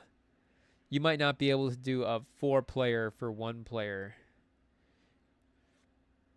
Aaron Holiday, that's kind of a lot. You start throwing in Aaron Holiday. And then, now we're up to the Sven. Now we're trading the whole bench at this point for Brandon Ingram. It's probably not worth it. So they could get to 23 million with those guys. Let me do a quick check. This is going to be a 19-hour live stream if we do this for every team in the league. But the Rockets are just an interesting young team right now, so this will be one worth investing in. And but I guess they are, like we're saying, on in the background. So I justified, chat. Continue. Marcus Smart, you're going to consolidate into Marcus Smart. Probably not enough for Porter, and I think Porter's in that 36 mil as well too. But you're still going to want to get some pieces back for him. I guess the Rockets do have some picks as well too, so if they could attach that to some that pick to those contracts and get a guy. Okay, speaking of the tiers, the Celtics were a team I was thinking going into the season, this is a team that we would put in and gone, okay, they're probably set. There's not a lot that they can do, of course, being a separate second apron team, they can't aggregate guys. But, you're not going to trade Jaylen Brown. You're not going to trade Tatum. You're so optimistic about White and Holiday after winning the title that you're like, those guys are safe. But I do think that there is a little, whatever this next tier from set in stone would be, do we go it wouldn't even be cracks in the foundation, wouldn't even be the right term for it, because it's not again, I think the Celtics are, I think they're definitely, they're being tested a little bit in the regular season, and there's definitely obviously something that they're going to have to work through, but I wouldn't say they're falling apart, obviously. But you look at the team and you go, okay, if there was something presented to us, I think they would be much more willing to listen to it. And maybe they would be willing to be proactive themselves in looking at some of this stuff. Derek White at 20 mil, and you're bringing back, was that 23 for those 3 guys? I don't think it was quite that much, was it? Oh, maybe it was. 23, so they wouldn't be able to do that because they can't bring in more than they send out. So you could, and again, they could attach some picks onto this too. They've got 2 firsts this year, so they could give them their own first, or they could give them this swap. They don't have their first in 26. But, oh, yeah, they got the stuff in 27. Oh, and 29 as well, too. So they do have some stuff if they want to. I get Derek White could be interesting. Udoka, obviously, with Derek White in Boston. I think he fits the vibe of he just fits the vibe of any team, but his versatility would definitely make sense with what they do there. But the contracts wouldn't quite line up. And I don't think that's quite enough players for Holiday. I just don't think Jeff Green's going to quite contribute enough into the rotation to be justified as a third. He's definitely a salary booster at that point. Is that with the picks, is that a Tobias Harris thing? But Detroit is the 6th seed. Detroit's another team where I don't know if they're going to be making a move. The 6th seed for Detroit is about as good as this is about as good as it could go for this season. Outside of Indiana, who was in the conference finals last year, I know the Eastern Conference playoffs is all outside of Boston. It's everybody, it doesn't even matter where anybody else was at. They were all injured, and Boston was way better than everybody else last year. But Indiana was the team that they were matched up against in the conference finals. And, the other 4 teams, Cleveland, Boston, New York, and Milwaukee, are all, contending level teams. So it's like Detroit, this is about as optimistic of a season that they can be having. What is the point of resetting this for future picks? Maybe it is the fact that, Tobias Harris is, of course, not going to be a long-term option for this team. But regardless, the long-term, maybe him being on this team in the success that this team garners from this season is more important to the long-term, the bigger picture, even bigger picture success that this team could have a couple years down the road with, Cade and Ivy and Thompson and some of these guys getting playoff minutes. Duran as well, too. Holland in his rookie season, maybe being able to find a way to be impactful in some big moments. Like, that might be more beneficial than a 2029 protected first-round pick for Tobias Harris in some contracts. And Tate could be a nice player as well, too. Like, he definitely is a little different than Harris, but I think could be, same kind of PER. Pretty close. Of course, Harris's minutes and numbers, he can have better overall numbers. But it's not going to be crazy. I think if we're going contract for talent, pound for pound like that, it's a pretty close impact matchup. So I think those teams are pretty safe. But Miami, of course, we know that, I guess what their willingness to make a move depends, but they're in tradable territory. Atlanta, what is the record here of these teams? Detroit at 23-24. See, these teams are all so close that I guess you could look at Atlanta, Orlando, and Detroit all kind of the same way and say that obviously Detroit is the number 1 team right now, and at least in the power rankings, they have that advantage.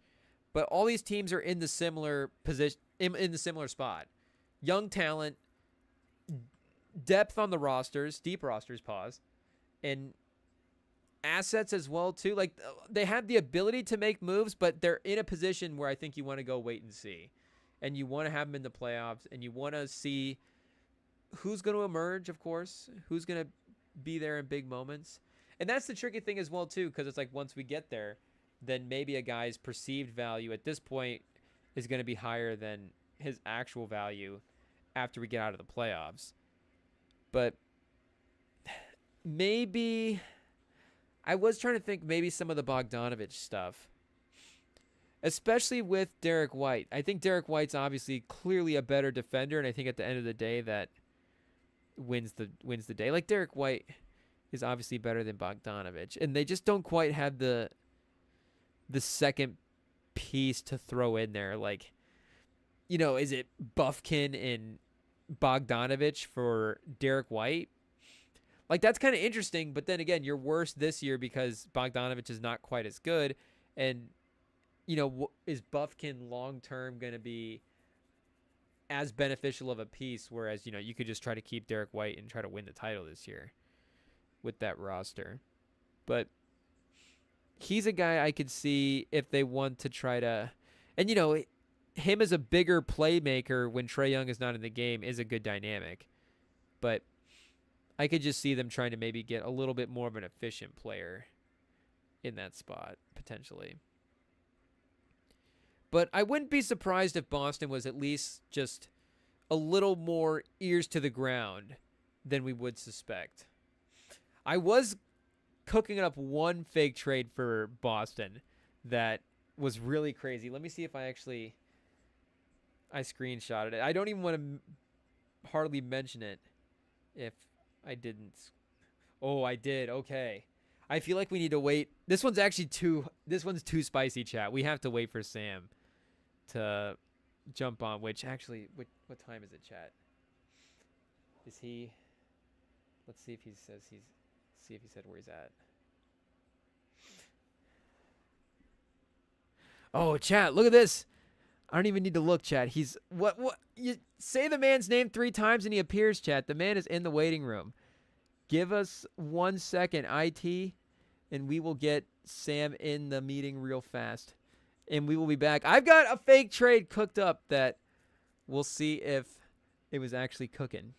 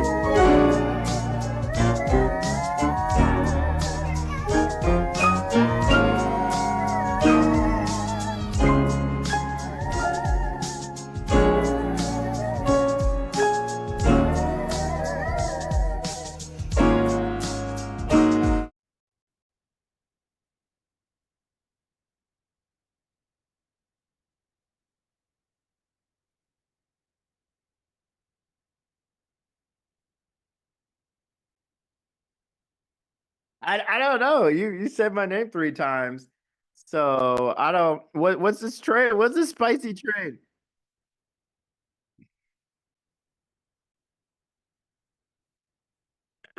Oh my gosh. You're funny. You're funny, dude. Yeah, yeah. No, of course I had stuff to get off my chest, Sick of all this, tired of this hate, because it's just constant. It's the constant. And, I guess I'll have to become the poor man's Nick Wright here, but it's it's just crazy. Like, but I do like. I think recently in social media, like, obviously we've had a lot of people be like, "Oh, refs, the refs, the refs," but definitely with this game, I've noticed a lot less of it. like be against the refs in general. Like there's still that 4th and 1. I don't know. Do you think it's a 4th and 1? Do you think it would cross the line? Like I don't him as a body cross the line. I don't know if the ball did. It might have gone a little bit. Maybe. I don't. It might have. But the thing is, here, look. Okay. Let's say, for argument's sake, it did cross it. I don't think people realize, and it's one of the things that you realize people who like just watch highlights and are just there to like hate on Mahomes, and people who actually watch the game. That our defense was putting them in 3rd and 4th downs consistently. They put them in an earlier 4th down that drive. Like we stopped them on both their 2-point conversions. Like our defense was seriously stopping them. And even if they had scored that touchdown, like the way they were cooking on that last drive of the Chiefs, like even if the Bills had gone and scored the touchdown, the way that the Bills were, or the way the Chiefs were, getting the yards and making up yards on that last drive, they definitely would have gotten the touchdown that is needed. So I get the point that the fourth it should have been a 1st down. Sure, maybe, but is that offense really scoring on the Chiefs when James Cook is dead tired? They had no one else on that team as a real playmaker besides Josh Allen and James Cook. James Cook has the game of his life. He gets hit twice, somehow reaches in the end zone and scores. Like honestly, like shout out to them that they were even in this game was insane because there's just so many plays that they got lucky on. And for people who want to like be like, oh, Mahomes gets all the calls, it's Josh Allen who gets all the PI calls. It's because of the Bills complaining that they changed the overtime rules. It's because of like it's shown in stats he's gotten the most calls. So I'm just saying, people pull up the game log, look at the number of 3rd and 4th downs that we got on this team consistently, time and time again. If not for two crazy Matt Collins plays and like back of the end zone, the other one, like it would have been blowout, which it should have been in the first place.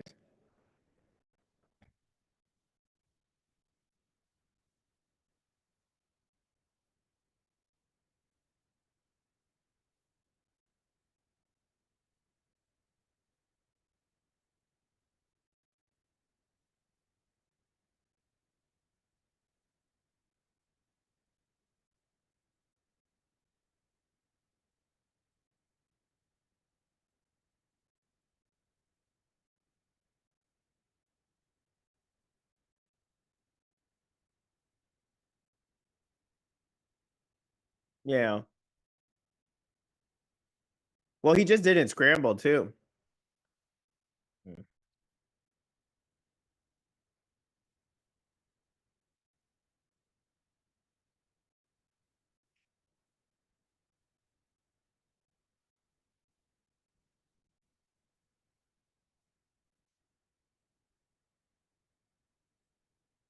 Yeah.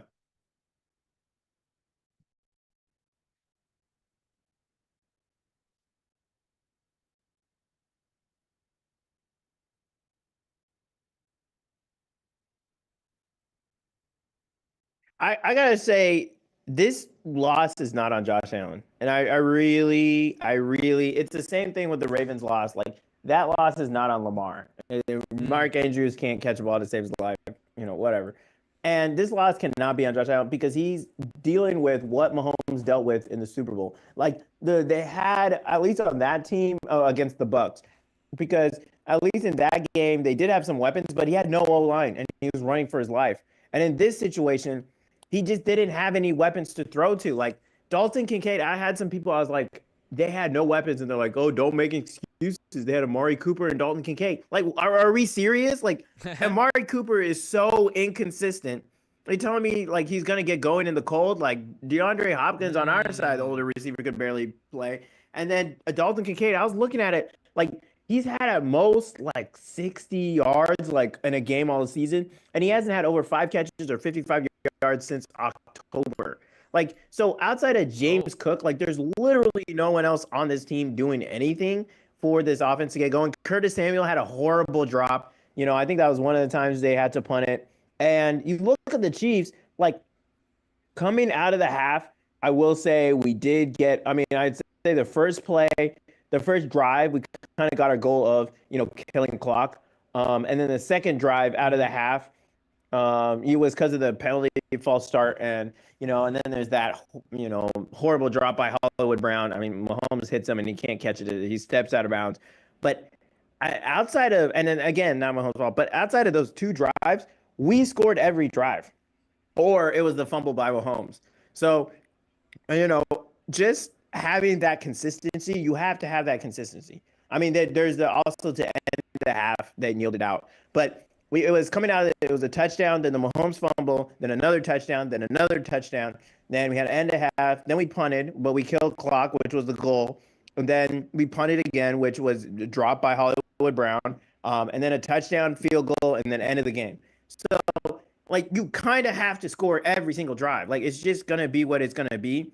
And it's just there were too many times when you see it's not the first time that the Bills had to turn over on downs. I think they were turnover downs early, or what that was.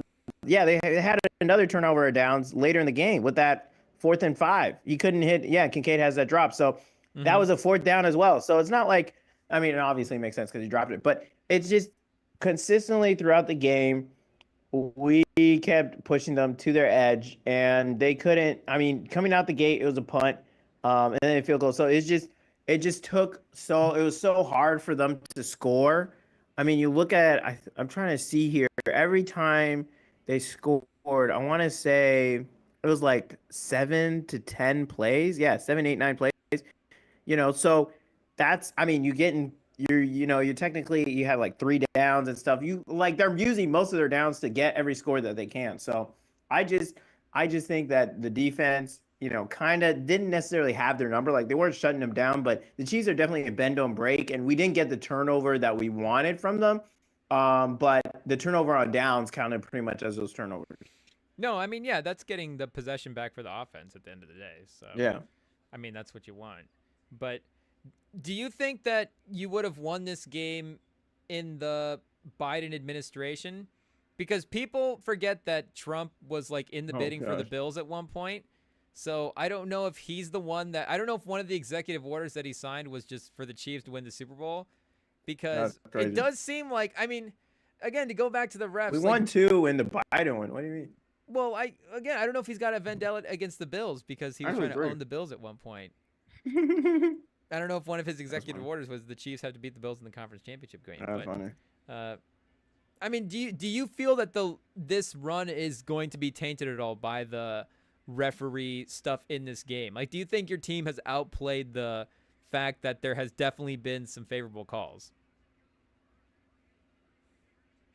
Because, I mean, again, it's like undeniable that these things have gone your way. There has been things that have gone our way, but there's definitely things that went against us in this game. I mean, you look at that down that with the reason that we did punt, I think our only punt of the game was because of a flag against us. When you look at, they had 2 2-point conversions. One of them was because we hit the kicker. Guys, what you're saying? Was a punt. Well, there's also the time that we hit their kicker and they had a 2-point conversion. Now they couldn't catch that in. That's on them. But they got a 2-point conversion or on the one line because of a penalty flag. And you do. I mean, I will say obviously they got more penalties than us, but it was one more. They had one more penalty than us. So it's like if we want to make up a reason to it, and we don't want to admit that they're just better, then yeah, I mean, it's penalties, it's whatever. But like, at what point are they better? And the funny thing is, I've seen so much discourse about, and mind you, it's a lot of discourse, which means a lot of people are talking about the NFL. A lot of discourse like, this football is dead. I can't watch this. I'm going to watch this as a WWE. Guess what? We miss Cavs versus Warriors right now. The numbers are missing it right now. If it's an OKC Cavs final, no one's watching it. I'm telling you right now, no one's watched. Compared to LeBron versus Curry, we had Patriots, Tom Brady taking it to another Super Bowl. Like, you're telling me no one cared about, like, no one wanted to see that? Like, people did get sick of Tom Brady after a while. People did get sick, but they weren't turning it off. I'm telling you, like, what the Atlanta game, that Philly game, Seahawks game, like, it makes for really good TV. So, first of all, it's Alabama, really Clemson. Good for entertainment. So, exactly how many times they're going. So, Like people are talking, oh, football's dead. No, trust me, football is more alive than ever. You're watching it more than ever. That's why we watch women's basketball. Because Caitlin Clark, she was dominant, and people love to see dominant stuff, whether they like it or hate it. They want to love it or hate it. So that's first of all, eliminating the football is dead. But also, I mean, it just feels to me so disrespectful to the people who put in their time, effort, and days on end to be like, yeah, it's all rigged. It's all rigged. No one put a single ounce of talent. Like Pablo Holmes, if he whirled out there, he would have won anyway. Like, obviously, there has to be some level of talent to win these games. And I think just in the discourse, it kind of gets lost, and it's like, oh, and then you have people, people hating on the Chiefs because of their misogyny, because of Taylor Swift in the stands. It's like, all right, y'all got to deal with your own issues. That's a whole nother sect of haters. So we got so many sects of haters.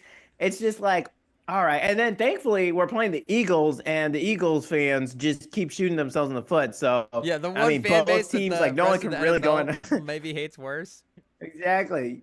Exactly. So you can't even pick who to cheer for. And then people are like, I'm not watching the Super Bowl. It's like, all right, yeah, sure you're not. But I just think that it was a close game. I will say the defense, I'll say the Chiefs underplayed. We underplayed what we should have. The Bills overperformed in this game. We should have been blowing out this team. We were up 21-10. We came out of the half and we punted it away. Our defense consistently held them to third and fourth downs time and time again. I wish I had the advanced stats of how many times it went to fourth and third and fourth downs, but it was. I mean, if you watch the game time and time again, we held them to really close games. They did it. Outside of that Matt Collins throw, which was again a third down, a kind of busted play, and then there was one in the back of the end zone, another busted play. Like those are like, in the first one, I mean, I'll say he was right on him. That was just such a good throw. That was all Josh Allen. I don't think it was really the defense messing up. Like they did mess up because they fouled him. And then the second time, that was the defense messing up. So like honestly, I'd say there was one clear error in the whole game from the defense. But beyond that, we kept holding them to really long third and fourth downs, and they never exposed us really on anything. So I don't know what more the defense could do. It was just more the offense. I could see like there's definitely some issue. We didn't have a run game at all. I will say like it definitely was a little Xavier Worthy reliant. I wish we had DeAndre Hopkins and maybe Kelsey more involved. I think he definitely should have gone to Kelsey a little bit more. So I'd say we underperformed in this game, and yeah, I mean, yeah, we got lucky with one call, but it's funny how people are pointing to one call out of the whole game because they got calls on all there. Most of the calls were legit. Like if you watch the game, most of the calls, like the PIs, they had a couple face masks. There were some face masks for us that they didn't call. So I just think it's just there were articles written about the Pats and the refs helping them. I mean, everyone's seen the clip of what was it, Chris Jones tapping Tom Brady, and it's called roughing the passer When he in hits him like on the a helmet big barely. game, exactly, like he barely touches it. Like the Pats got the same kind of calls. Yes, it's exactly the same like the Pats, except they actually cheated, and that's all I'm saying. It's documented cheating. So I'm just saying, one of them cheating out and one's not. So I don't know what more people want from Mahomes. Like, yeah, I mean, yeah, you're gonna get a call or two. That happens in every single sport. And yeah, I don't. I mean, if you can't, there were clear moments that he could have won, and I'm just saying, it wasn't like it was all down to one moment. Like if they got that first down, the Bills are guaranteed to win. Do the Bills need to pull like a Ryan Grigson, what he did when they lost in the AFC conference game to the Patriots, and do they need to snitch on the league?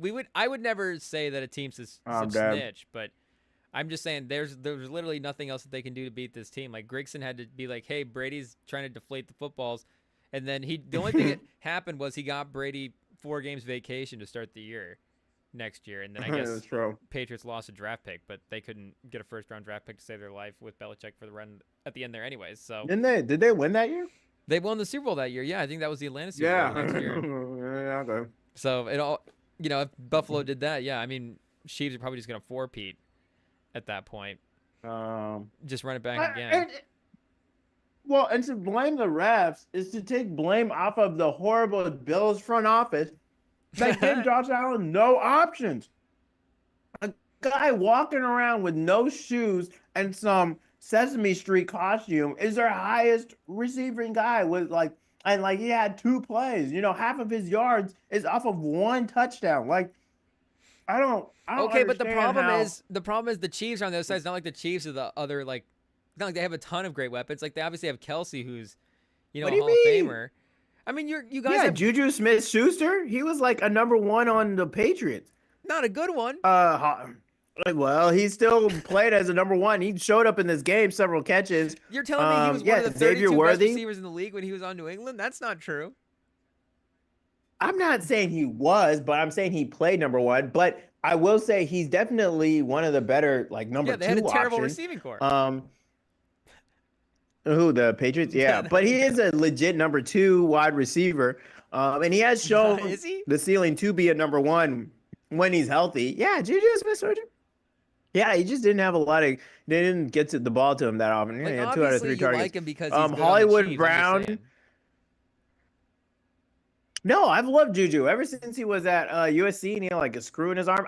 Bro, I was on record talking about Yeah, you how the had like Juju Steelers for should a keep while. That's Juju, true. and I have loved Juju since he was on the You've Steelers. been Juju day I've one for loved Juju. sure. But Yeah, no, is I've loved Hollywood him. Brown that much And then better than everyone was Shakir? calling him a bum. No, but he's their third or fourth option. You know, Is he that much? Is Samaj Worthy that much better P. than Like I Shakir? love. Yes, yes. Yeah, Worthy's pretty What, good. Xavier But Worthy? He's been good all year. He's been good all year. I'm Like just saying, is he he's that he's much been a dog. better? And Where it's like well, Josh Allen's at like a the point huge is, disadvantage with weapons. Like obviously they didn't I make do plays think at Josh the end of Allen the is day, at a but huge disadvantage. Yeah, I think Xavier Worthy, he has speed that literally no one has ever shown in the NFL, at least at the 40 the draft combine. Like he's just flat out been the fastest guy there. I think Hollywood Brown in the right situations can be a really good wide receiver. One of his weaknesses was on full display, which is, being a possession guy, like actually catching the ball, and it being 100%. But when he's on the run and he's doing stuff, like he's good too. I think he was just getting healthy. Kelsey, we know who Kelsey is. Like this game, he wasn't his game. I guess Mahomes didn't go to him much.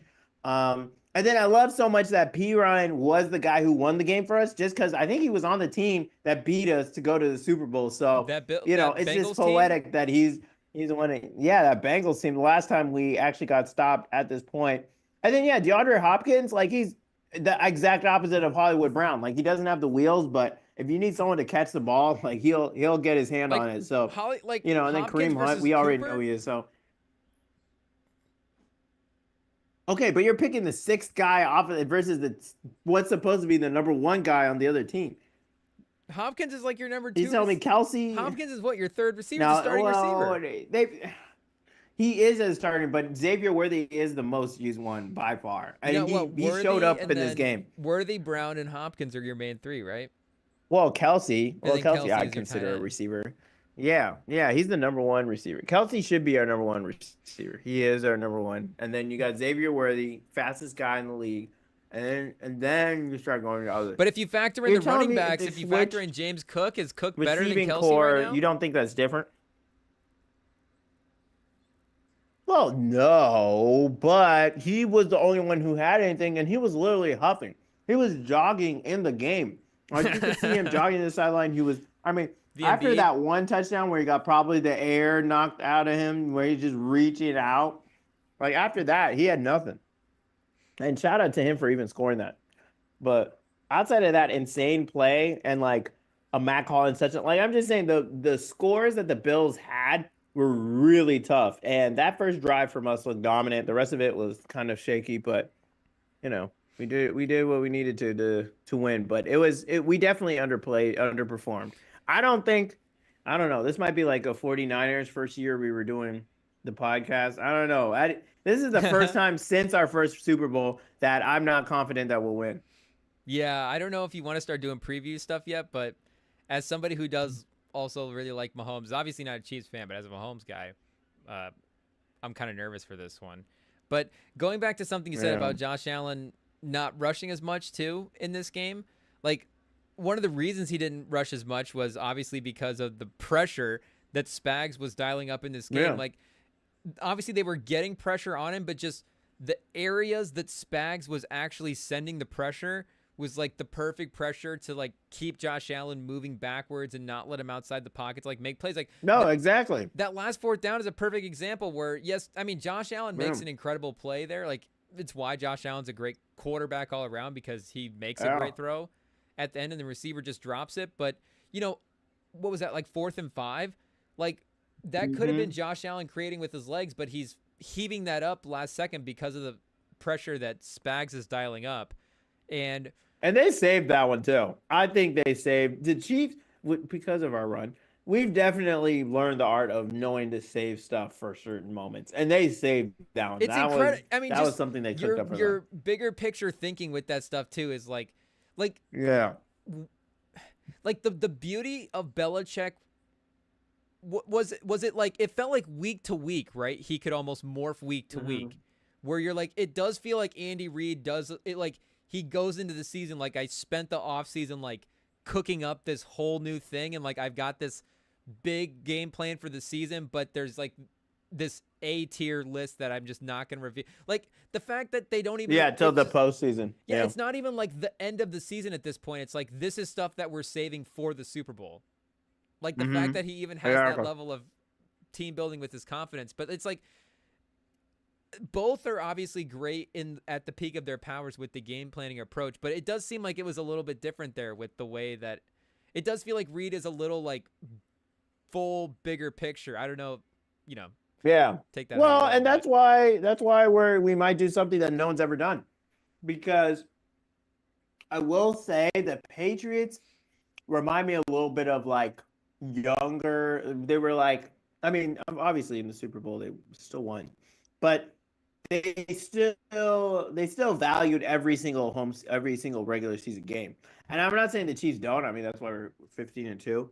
But there is a different level of research, and because I think Reed, he's free to do just the offense. So he's able to go look at 1968 high school, plays and look at offensive stuff. And Spags is able to do his thing. And they just know as long as we have Mahomes under center, we're getting to the championship game.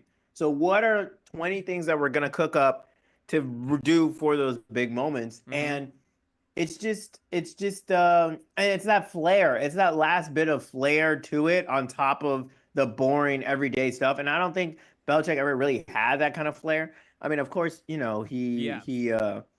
did his great stuff, but at the same time, it's what killed him at the end is that he couldn't delegate. He couldn't delegate. He couldn't have other people handle the defense or the offense or the player development.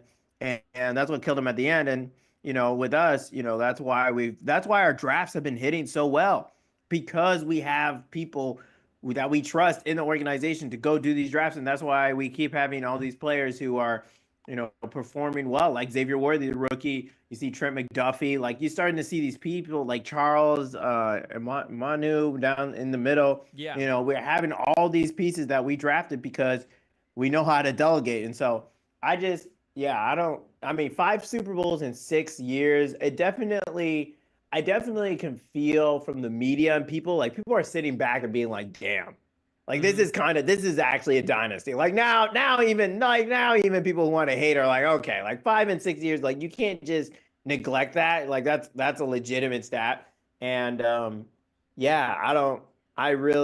do think it's insane. I mean, obviously I've been enjoying it, but it's nice to have people be like, okay, like I think getting to the Super Bowl this year, it feels like, okay, like even if, I mean, obviously they should win and we want them to win, but I think even them not winning, like they're cemented as a dynasty. Like there's just no argument.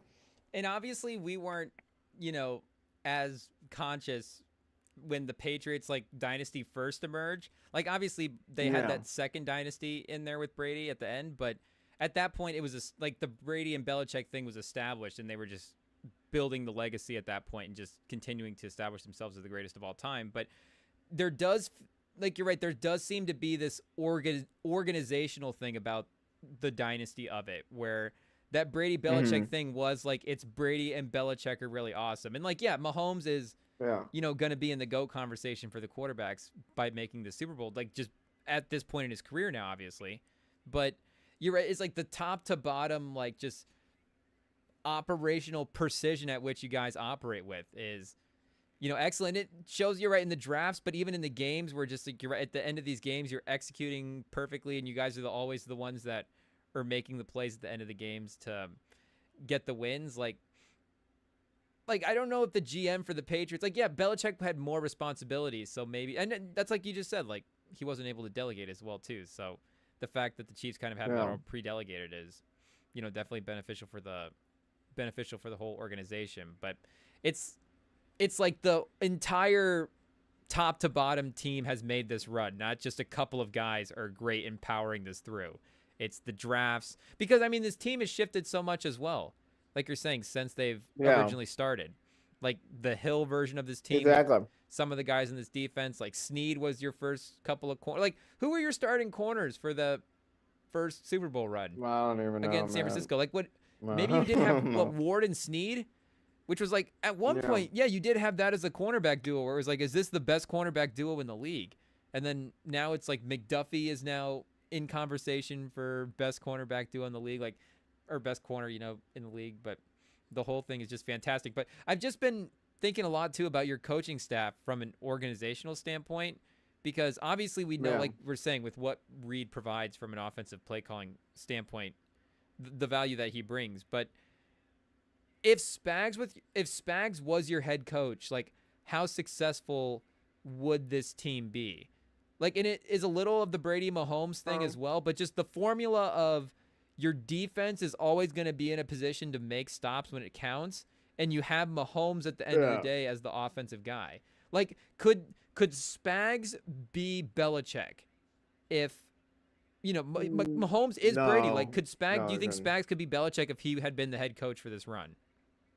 No. Also, another thing I forgot, we dropped like 2 interceptions in the first drive. I'm Yeah, looking at it Allen right had a now. I'm couple of watching rewatching it. sketchy Yeah, like he throws. was definitely shook throughout this game. But anyway, and that's the advantage of having the game at home, which I definitely heard people say like they might just have to literally have this game in Buffalo for them to win. Um, Which they did but last year. yeah, no, yeah, exactly. Oh yeah, they did, and we beat them still. Yeah, thanks. 4-0. But no, you're right. No, I don't think so. I don't think so. And here's No? why. I mean, Reed is a program builder. Like you just see his personality, who he is, how he is. Like he is a program builder, and the way like the way his attitude is with the whole team, and I'm thinking, I'm trying to remember. There was a phrase he had like don't say it's weird or don't say it's different or something, like just pretty much being accepting of stuff and people different ideas and stuff. Yeah? And I Andy Reid, think the most open minded coach in the league? yeah, I think he's just one of the most creative ones in the league, and it's just I mean obviously Mahomes being there has helped. I mean he was a coach for how many years, and they won we still were winning our division, but Mm-hmm. it wasn't like we were gonna um be anywhere like this. But just to have that mentality of giving Mahomes the openness to really learn and develop. And I think he's been more of a parent for Mahomes than anything, where he's teaching him, he sees this really raw kid from Texas Tech having to fling it around and do whatever he wants. And so like a parent, he's like, all right, I'll let you, we got to keep you within these bounds, but we'll let you sling it around. You'll like let him live and learn. And so throws the 50 touchdowns, has the record season, but, sees the mistakes and sees where like defenses start to catch up. And so then you start seeing Mahomes mature and under Reed, but at the same time, Reed still has that openness to allow for different plays. Like something that's consistently been said throughout this run is he'll always listen to ideas. Like everyone will have ideas to run plays, and he'll try them out. He'll Mm. always try it out. And I think just having that openness and freedom while still having that expectation of winning is why this team can continue to be so good, because you have to evolve. And I think that's one of the parts that people forget about good teams is you have to continue to evolve and continue to you can't settle on your laurels. And I think that's the problem that the Bills had, is that they're like, okay, we got Josh Allen, we don't need to pay Diggs, we don't have to deal with this crap, like we'll be fine. And the Chiefs had a similar thing, but they didn't have they actually followed up and got a whole lot of pieces to match up. They went and got Rashid Rice in the draft. They went and got, we also had Sky Moore the year before. They went and Hmm. got I'm trying to remember what other wide receivers we Sky Moore, got. the But one I piece mean, in in this this that year just hasn't yeah, worked. exactly. But I'm trying to remember the others that we brought. But yeah, they're not scared to get rid of you if you're not playing up to the level. They'll get. I mean, the Chiefs have been cutthroat. We're not playing around. But I know there's a whole lot of other wide receivers. We got Juju last year. Oh yeah, Marcus Valdez Scantling. Helped his career. Like we brought other pieces to support Mahomes, and the Bills just didn't. The Bills just didn't. And so, I think that it's Mahomes or Reed's openness to ideas that's kept this team to evolve. And I think, helping on the offensive side, obviously, but I think also to the defensive side and giving that freedom. And so, yeah, I think Spags and Mahomes is like thing would clash just because of how Mahomes, like how he used to play when he was younger. And so just to have that trust in Mahomes to let him grow into the player that he is now, while at the same time, of course, giving him the pieces to help him. I mean, Hmm. because he has all these pieces, it's given him confidence to a whole nother level, obviously now. Um, and yeah, I mean, Reed is a one of a kind coach. He's really a one of a kind coach. I think it took a lot for him to leave Philly, and they went to two championship games. Like he's been a winner wherever he's been, and yeah, and you see the tree of coaches who've come from him, and I mean he's just a special guy too. And that's the point is there's a lot of special people involved in this progress. So when people say, "Oh, it's just the refs," or it's like no, like I understand, I But understand you don't like think Sean little Hogguley's a situations. special person? What's wrong with Sean Exactly. Hogguley? So, but it can't all just be the refs. Like there has to be real talent here making this happen.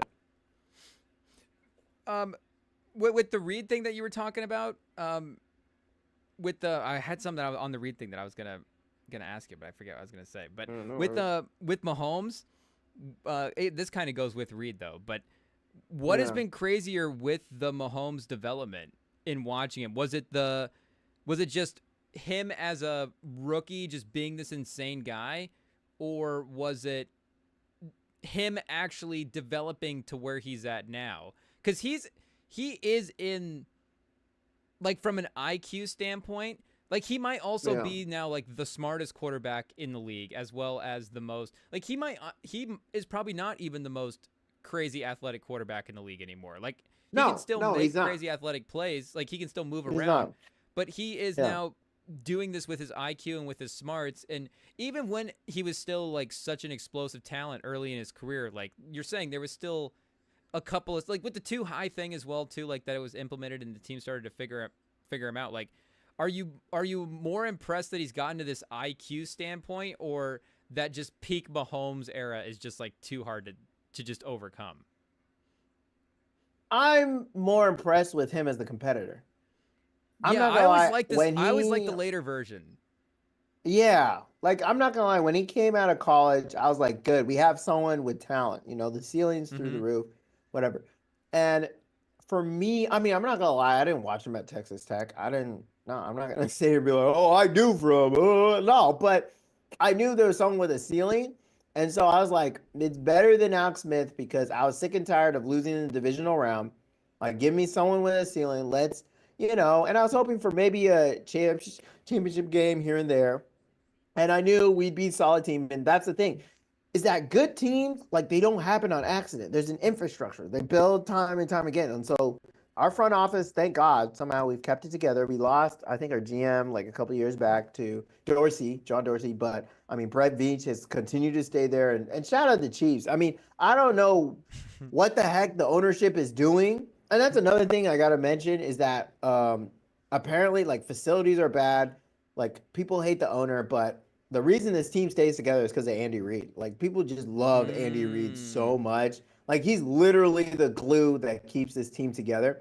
And that's the thing, is that Belichick was never a lovable character. You know, Mm-hmm.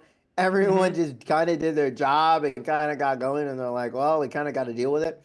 But But yeah, I mean, you look at the interviews and the stuff in the mid off season, and yeah, I mean, I don't know what the heck Hunt is doing. Like, for the love of God, No, please and you put guys some scored freaking money in terrible in this all the team. scorecard stuff. Like, it's stupid. But guess what was A plus?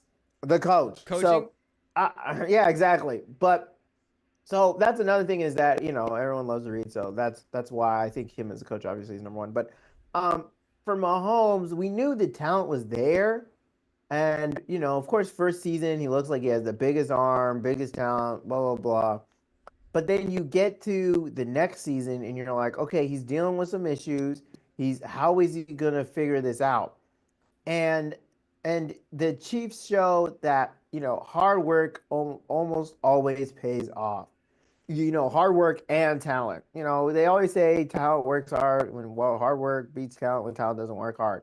Well, when you have both, it's impossible. It's impossible. And you can't cheat the game.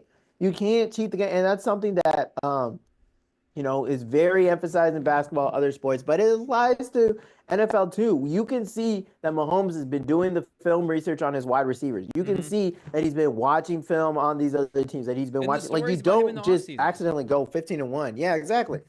Taking guys down to Texas. Like, and now this year he's getting to the player development, and that's why I think he's been able to continue to. That's why he's clicked so well with Xavier Worthy his first year, and I mean, I'm sure he was watching Rasheed Rice also last year. That's why DeAndre Hopkins, he's been able to get him into the system. So it's just you can't cheat the game, and it's just the competitive nature by him. In the Eagles game, he's like last year, or yeah, in the Eagles Super Bowl, I believe, when he was limping around. Or maybe that was the last Super Bowl. I don't know. I'm losing track of the Super Bowl. He's always limping But around too. So. yeah, he's always limping around and Pause. being able to, and his biggest plays being on his feet, scrambling, taking hits. I remember the first Super Bowl when he slid down and took a huge hit off the down and off the side near the right sideline. And I was just like, what's going on? And he just jumps up. He's excited to go. So he's definitely calmed down as a player. And you can see the wisdom of age. And now he's at his peak, I would say. It's definitely the best combination of him as talent and him as his knowledge.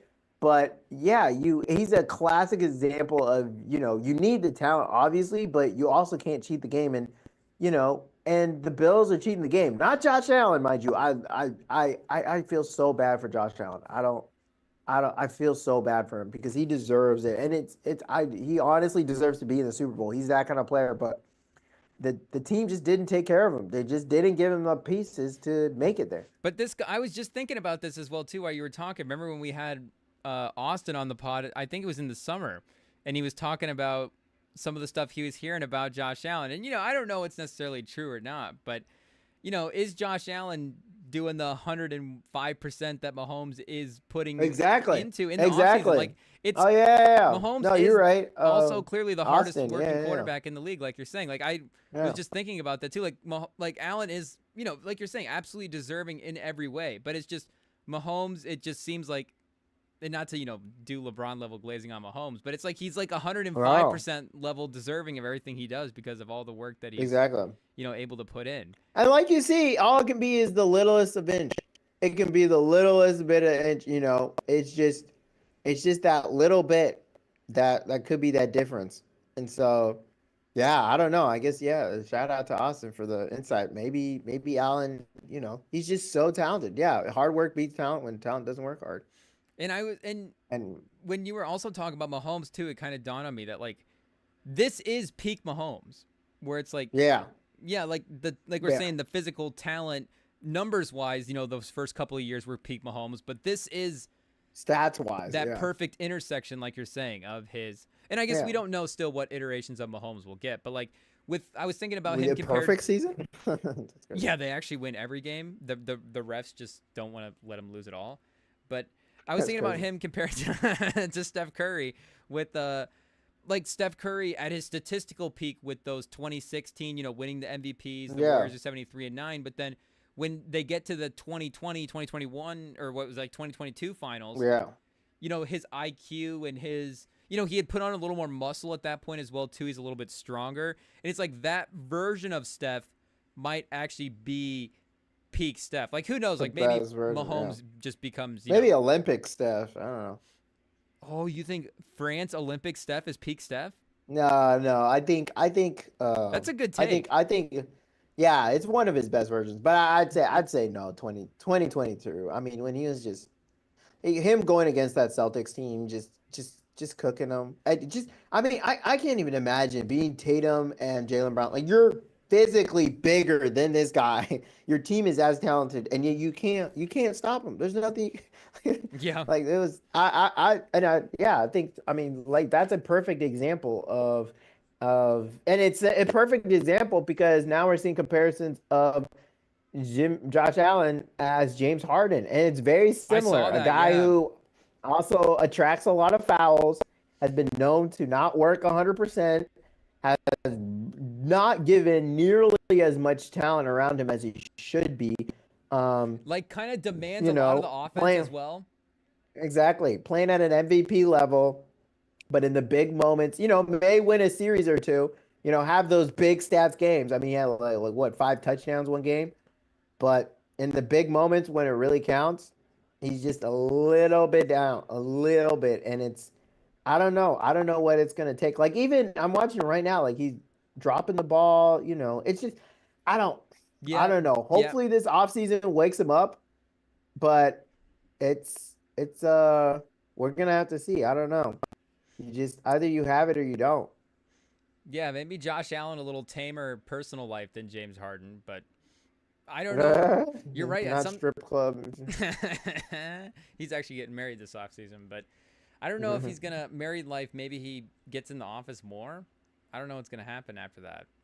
But you're right. I don't know if it's gonna be an off-season thing that helps him overcome or what. But and I mean, at the end of the day, he maybe just needs to get like you're saying another foot on that fourth down and just get Yeah. And a another couple more thing is, inches. they shot themselves in the foot. The Bills shot themselves in the foot. Who let us get Xavier Worthy? The trade in the draft. But no, it was the refs. It was the refs on that fourth The down. refs made the Yep. It trade. wasn't. That's right. I Yep. forgot about that part. Yep. Yep. Yep. It's, Brad it's just. Allen called into the Chiefs and said, "You guys need to Yep. trade up and take Xavier Worthy." Yeah, exactly. Exactly. So it's just you see stuff like that, and it's like, all right, well, you can't.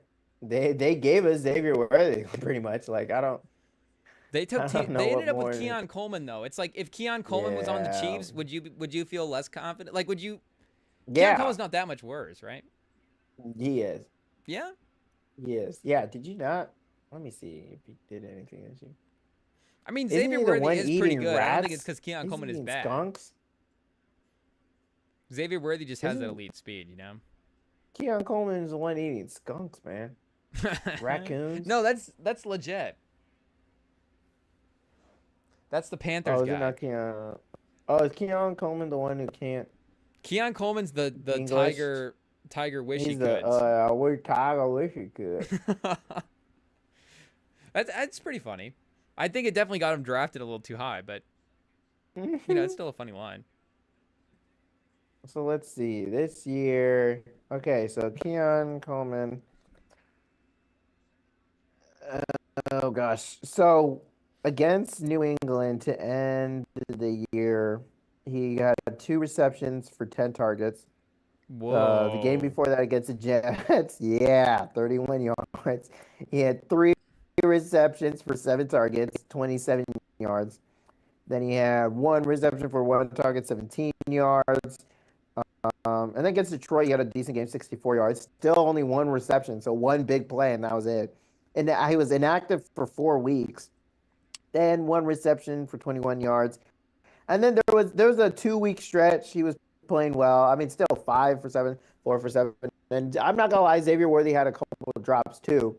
But Xavier Worthy was a little bit more inconsistent. I definitely I yeah, I don't think first of all, I don't think the team in general ended the year well. But yeah, I mean, you go to like Xavier Worthy, and it's a lot more consistent. I mean, it's not as high. There's not as much variance is the main point, and Hmm. he was definitely getting a lot more touchdowns. I mean, I think he had like what's that? I see here. Yeah, it's definitely it felt more consistent. Wait, what am I looking at? Oh, here we PFF go. has PFF has Keon Coleman graded at 68.3, and they have Xavier Worthy graded at 68.7. Haters. So based on that, it's pretty close.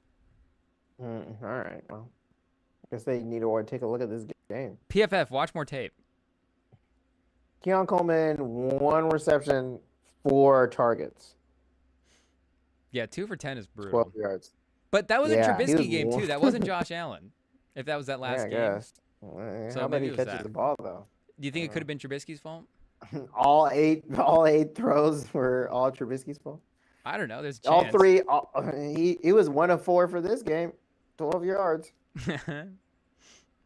But I As do I remember what I said. was going to ask you about Andy Reid earlier. Like, Mahomes is going to be, like we were saying, in the like the GOAT conversation with Brady. But is it more certain that Reid passes Belichick as the great coach, as the best coach ever, if he wins the Super Bowl this year? Like, that can become a this year thing, right? Like, we can say that Reid is the best coach of all time if he wins the Super Bowl right now. Yeah, I mean, I think it's because he's also had those 2 championship games without Mahomes. And like you're saying, So just we can the definitely vibes, point right?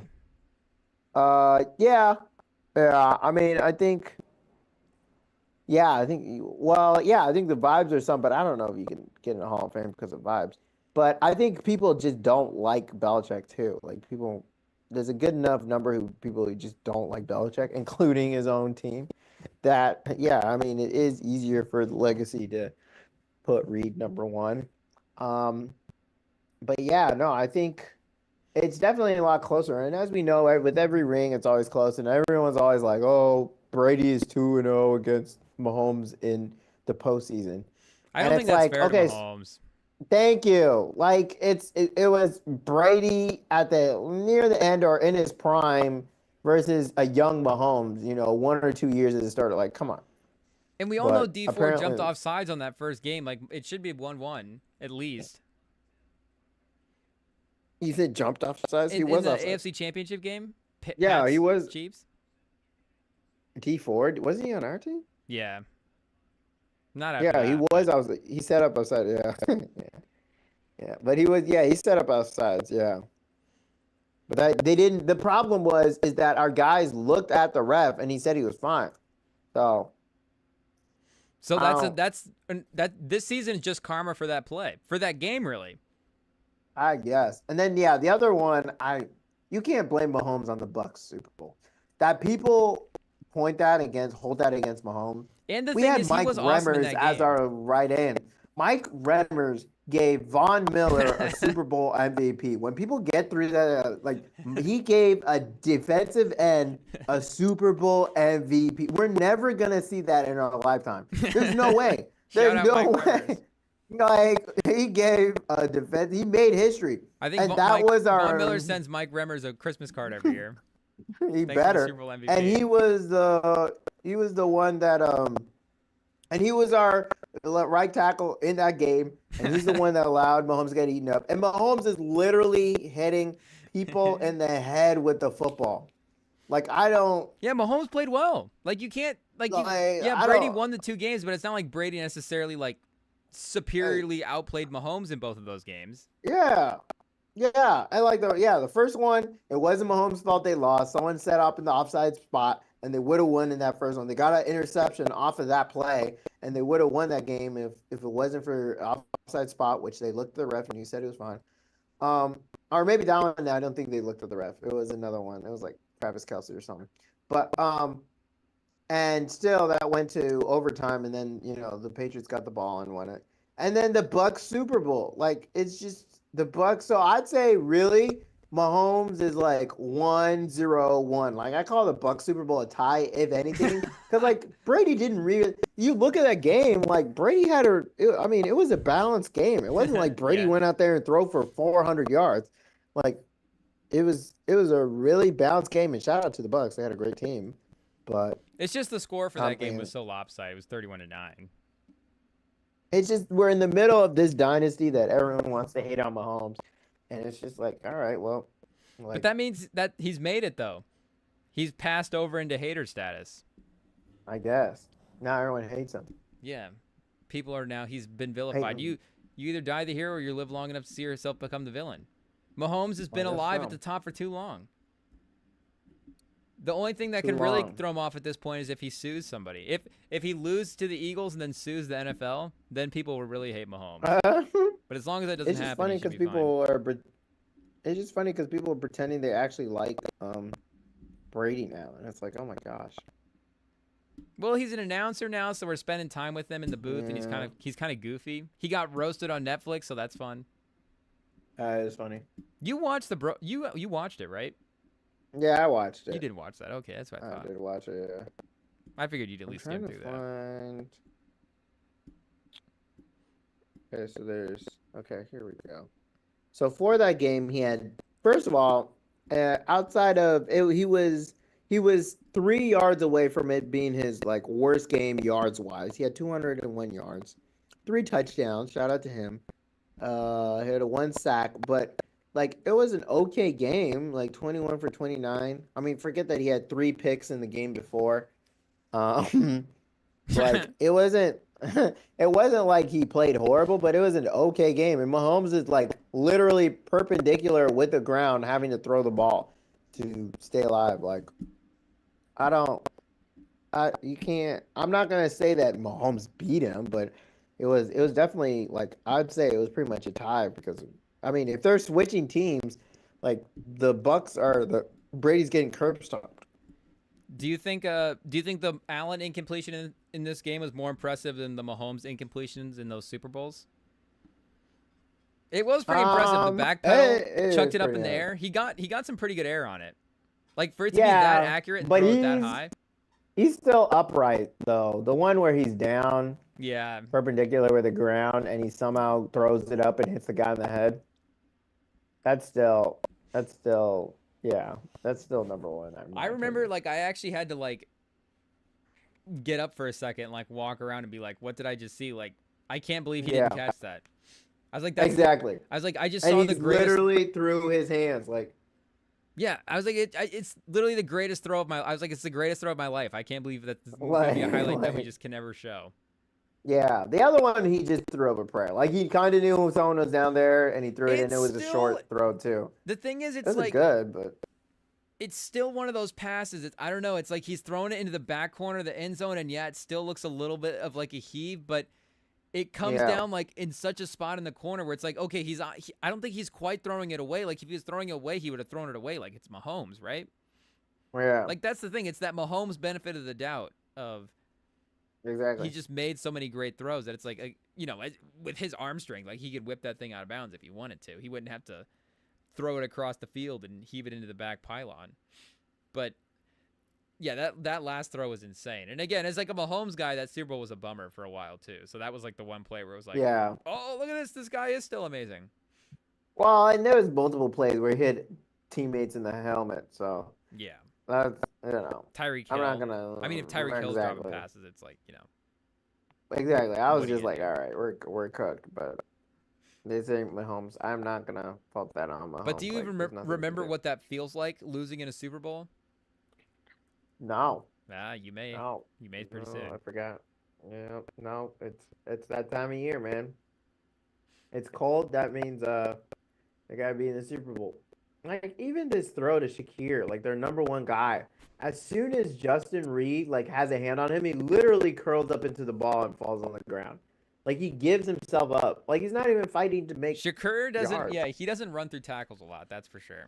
Exactly. Like, and at least Amon-Ra St. Brown, like he's similar-ish build, but he'll like actually try to fight through stuff, Mm-hmm. Like, and that's again why I have Xavier Worthy higher than any of these guys, just because you'll see him like he has a tenacity. Like every time he catches the ball, he's trying to make a play, and the same thing with Kelsey.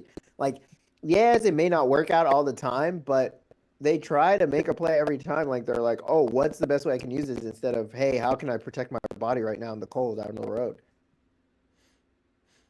I don't know. But do you still think Allen is like, what's the Allen Lamar conversation like now? Because it felt like Allen was clearly this. It felt like it was like Mahomes, Allen, Lamar clearly. But is there still like debate, or is the tiers have kind of settled where it's those three guys in that order now? Like, has that 1, 2, 3 kind of worked itself out after this year? I will say I think Lamar is better than Allen. I think I agree I with you do. still. I still think I would take Lamar in a playoff game. I would. And Call me an idiot. What they say the definition of stupidity is doing the same thing over and over do the again. same thing. Yeah. No, Call me stupid. I'm taking Lamar, baby. I'm taking Lamar. I think there's just a little bit more that just we've seen Lamar, his passing has reached like pretty much as good as you can get. And his move around in the pocket, he's just more agile. And I know with Josh Allen, you always have the hey, let me just run it down their throats play. But that run pass option with Lamar is just an option that no one else has, except for the guy in the NFC Championship, Jaden Daniels.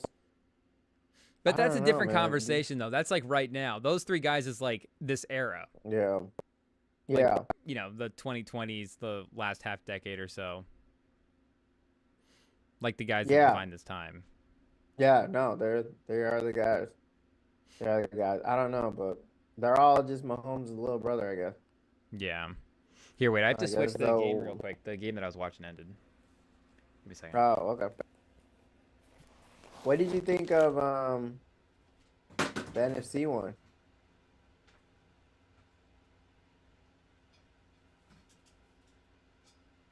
Nope.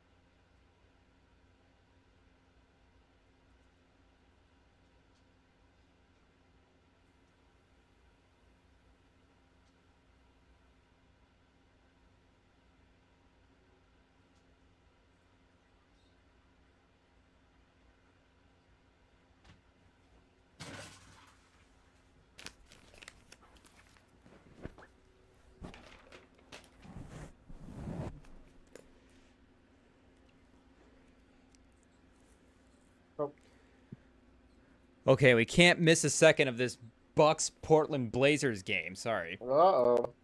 Had to catch the Dame Lillard return. Dame is back. He's back.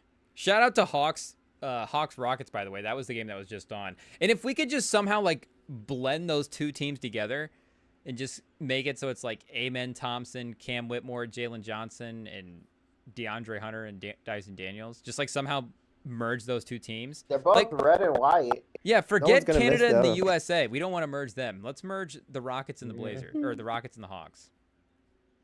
Let's make that just one team. Let's make that. Trae Young. How's Trae Young fitting all this talent though? Yeah, he might be in the expansion draft if this happens. Who knows? Who knows? But how does this team compare to some of the soccer dynasties that you've rooted for? Has there been any like soccer runs better than this one? I'm not necessarily That's the only other sport you well follow. versed. Well, I don't follow basketball. There's a three-peat. But from a team, though. Yeah, I mean, you got a couple three-peats. I don't know. Soccer. No, I'm just saying, like, there's no other team for you, like, emotionally. Like, obviously, this one would be hard to top anyways. But, like, this is, like, the only team that you really follow. Maybe yeah, I Iowa, mean, Chelsea, you know? there was two wins. We won the league twice in 2 years, but we weren't really dominant. I will say the German league, their top team, Bayern Munich, they won it like 10 years in a row, and then they got stopped last year, and they're back at it this year. So there's definitely different there's definitely different dynasties out there, but I mean it's not like we've never seen this in an American sport, but I mean there was a stretch there we were really dominating the what was it? The conference, like Big 12 conference. So you're saying Andy Reid's your favorite coach like over Josh Bill Self? But yeah, that's probably the top two. Is there a Kansas? Who's your favorite Kansas athlete of all time? Kansas Jayhawks. Yeah. It would have to be basketball, right? Is it Josh Jackson? Yeah. No, I had so much hope for him. It's Josh. I mean, just be honest with yourself. It's Josh Jackson. I'm not saying your favorite Udo- guy that made it into the Udo- NBA. Udoka? What was it? Udoka Azubuike. Oh, Azubuike? Azubuike, yeah, he was really good. The center? Yeah, he was a lot of fun. So, yeah, Azubuike is no Mahomes. Christian Braun, he won a championship. Christian Braun won a title, yep. Yeah. I really liked Frank Mason. Of course, yeah. Him and Devontae Graham. Yeah, It's him an and all-time Devontae combo. Graham. Yeah. That was probably my favorite backcourt. That's when I was Perry really Ellis, the following big them. three. Perry Ellis, oh god. People never talk about love the OG Kansas big three. Kelsey, Mahomes, and Chris Jones. Before that, there was Frank Mason, Devontae Graham, and Perry Ellis. You see, I loved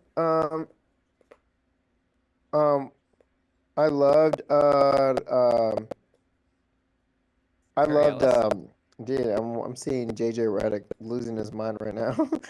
Yeah, he Remember went he's crazy taking the earlier in the three? game. Jeez. No, I really liked that backcourt, but yeah, I don't know. It was just I just had so much hope for him. I love Perry Ellis watching him, but I never thought he was a winner. I knew we were never gonna win. Like, Shout out Perry Ellis. He just never showed up when we actually needed him to. And Well, was Perry like, Ellis oh, wasn't you're like a cool one. 1A. He was like a role guy that was like, got really good because he was there for 4 or 5 years. Yeah. But Frank Mason was still like your go-to guy in those moments, and Devontae Graham. Yeah. Did he overlap Frank with Mason. who's the guy I'm thinking of? Wayne Selden? You remember Wayne Selden? Oh, that sounds familiar. He was really good that one year. Yeah. Super athletic. No, early 2010s Jayhawks. I was locked in. 2010s.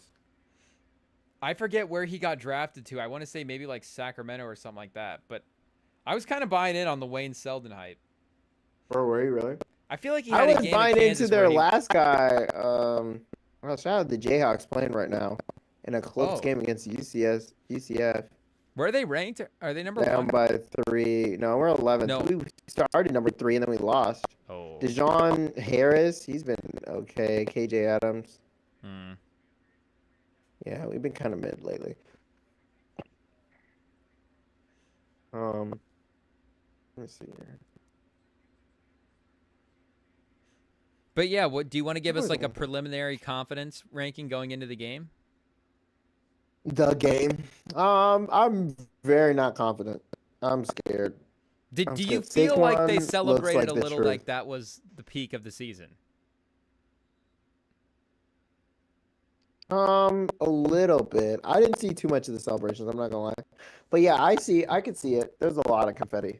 I just saw It was a lot of they were like, confetti. just put a couple extra in there just in case we lose. Yeah, exactly. I remember seeing Mahomes in the presser and he was like, or when he did the sideline right after the game, and he just had like a level of speechlessness to him where typically, I mean, that way, again, it's the conference championship. Like there's like still like that team with like there's like a business as usual aspect to them.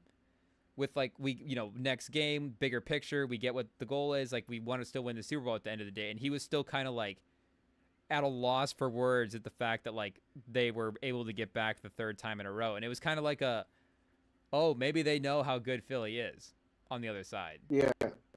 Like maybe they actually have like I think it's not that Buffalo is worse than Philly, which I think roster wise they are, but just like you're saying, the confidence that you guys had in the AFC as well.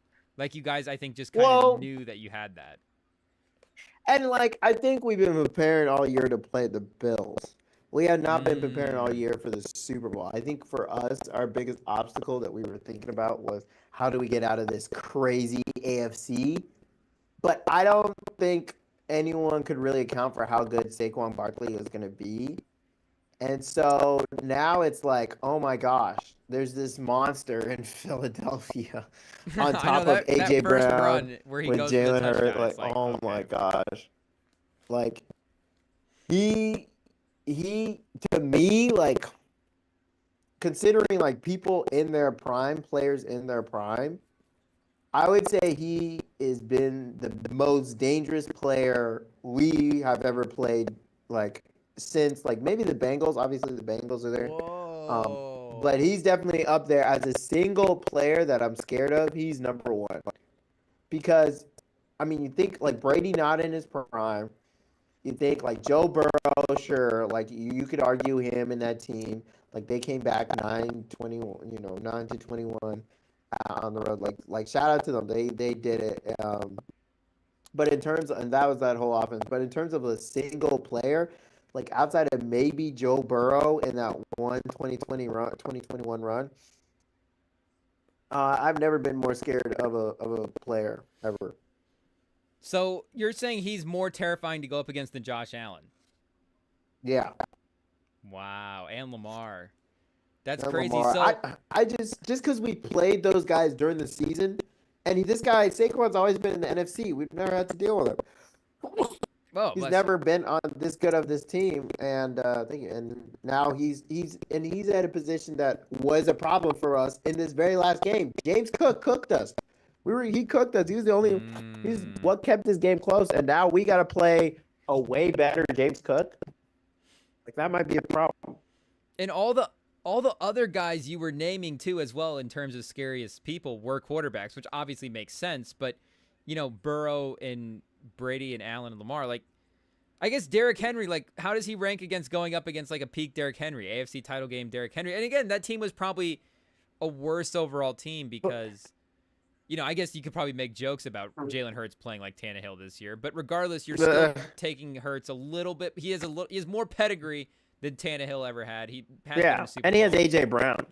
Better weapons, better defense. Like, who are the other most terrifying skill guys that you've gone up against? Yeah, I mean, there's still like Kelsey, or not Kelsey, Kittle in his prime. He was dangerous. So more scary. So like, how does this compare to McCaffrey last year? So like McCaffrey didn't have the same fear factor. You didn't. No, because he really wasn't playing this well. Thinking about it. Yeah, he wasn't playing historic like records, like and we was he kind of hurt? He was kind of banged up. He's always banged up. Yeah. He just felt like not 100%.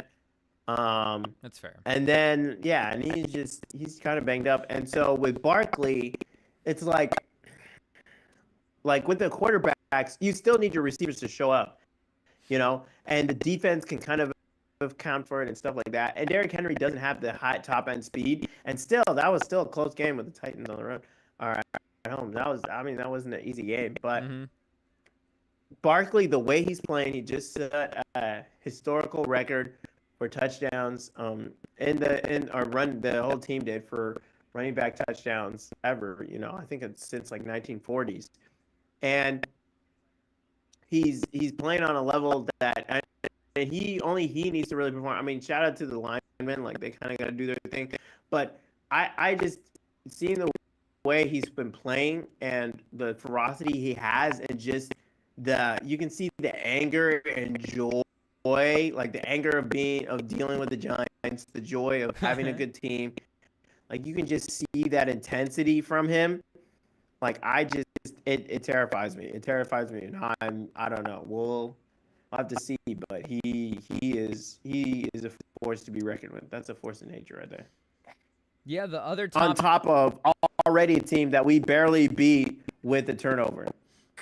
And that's an interesting thing game plan wise as well too, because we're talking Spags. Spags is great with like the pass blitz and containing quarterbacks. Yeah. Like it is a different thing when we're talking about scheming up a run game. I'm not saying he can't do it. Obviously, he's a great defensive coordinator. I'm just saying it's a little bit of a different element. And it is funny, too, going back and looking at some of the skill guys you played. Like last year, you played McCaffrey in the Super Bowl, but the best skill guy you probably played in the AFC was Tyreek Hill. But, again, it was the Dolphins, with Tua. Yeah. So, your main threat. And the Ravens didn't have Derrick Henry last year. Like, are you thankful that you didn't get to play Derrick Henry in the playoffs this year? Like, would you have had the same potential problems with Saquon that you would have had with Henry in the conference championship game?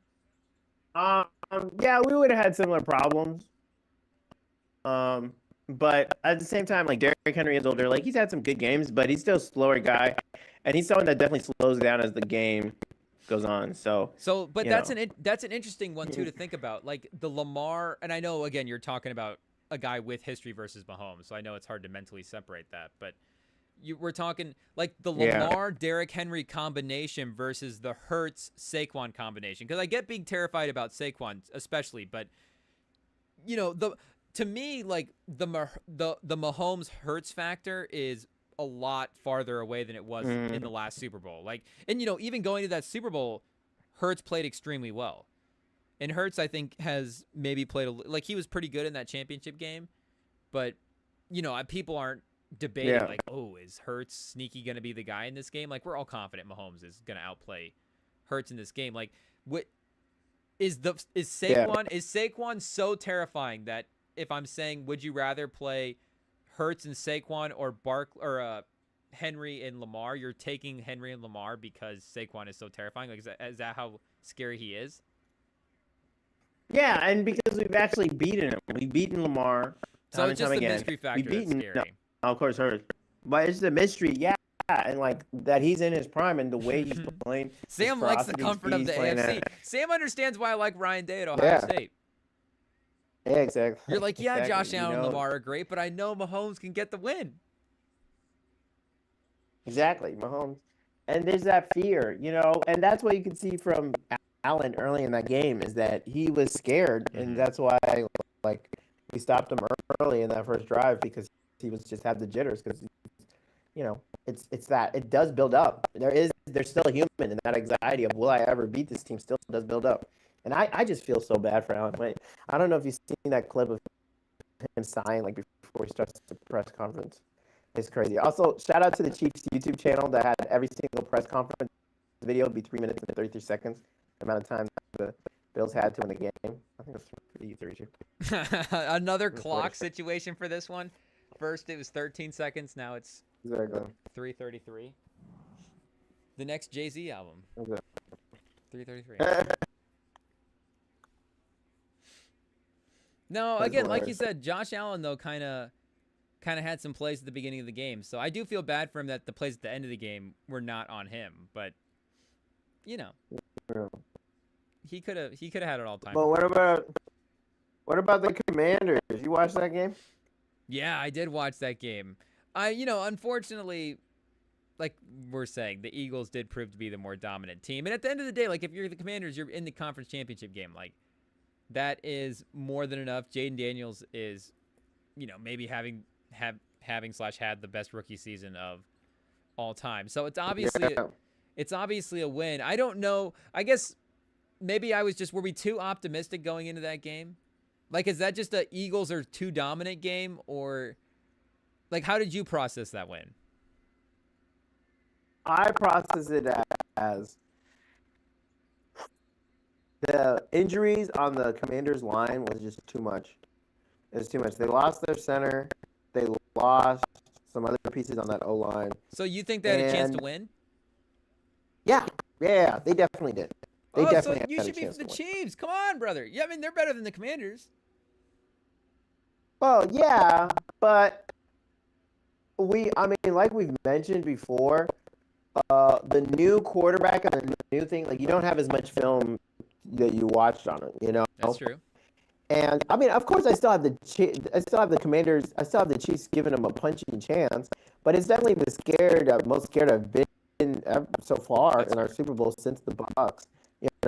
Because it's just that talent gap between the two of the running backs is just huge. But I do think the O line with that Eagles D line, their defensive line is always good, and they tore up that O line. I mean, Jaden was running for his life. And the reason why Jaden Daniels has made it to this point is having a clean pocket, being able to step back in the pocket and make good throws to his wide receivers. And shout out McLaurin, he had his moment. I love that touchdown from him, showing his real speed. And I think the game kind of once they missed that 2-point conversion, there were like a couple mistakes here and there, but essentially the O line of the Commanders couldn't hold up, and their D line couldn't stop Saquon.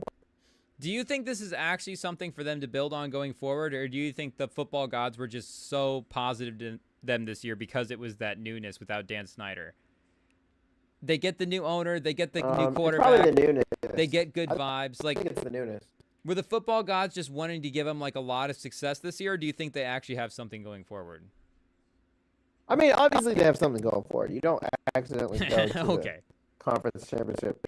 You know, I think they. I just didn't know if this was like a massive overcorrection season, you know? Yeah, I don't. I think they. I mean, they're gonna be good. I don't know if they're gonna be really dominant in their division, but I think if they're able to protect Daniels, then they're always going to be in position to make some noise in the playoffs. Because Daniels I mean, he didn't win the Heisman for no reason. Like, he's the truth. Mhm. He really is that guy. And I think if they're able to maybe put one or two more pieces around him in terms of weapons, you know, really shore up that O-line and get him some help on defense, like, they really could have. They have a building block. They have a cornerstone, and that's what this run showed, is that they have something legit. And you look at teams like the Texans, and you're like, oh, I guess Stroud maybe doesn't. No, he still has the talent. It's just he didn't have the players. His wide receivers all got hurt, so they need to get him, you know, more wide receivers. They need to get him more weapons. Yeah. Is that the top priority for the Bills in the offseason? Just receiver? Yeah, pretty much. Add some new Pretty guys. much. I think. Tyreek?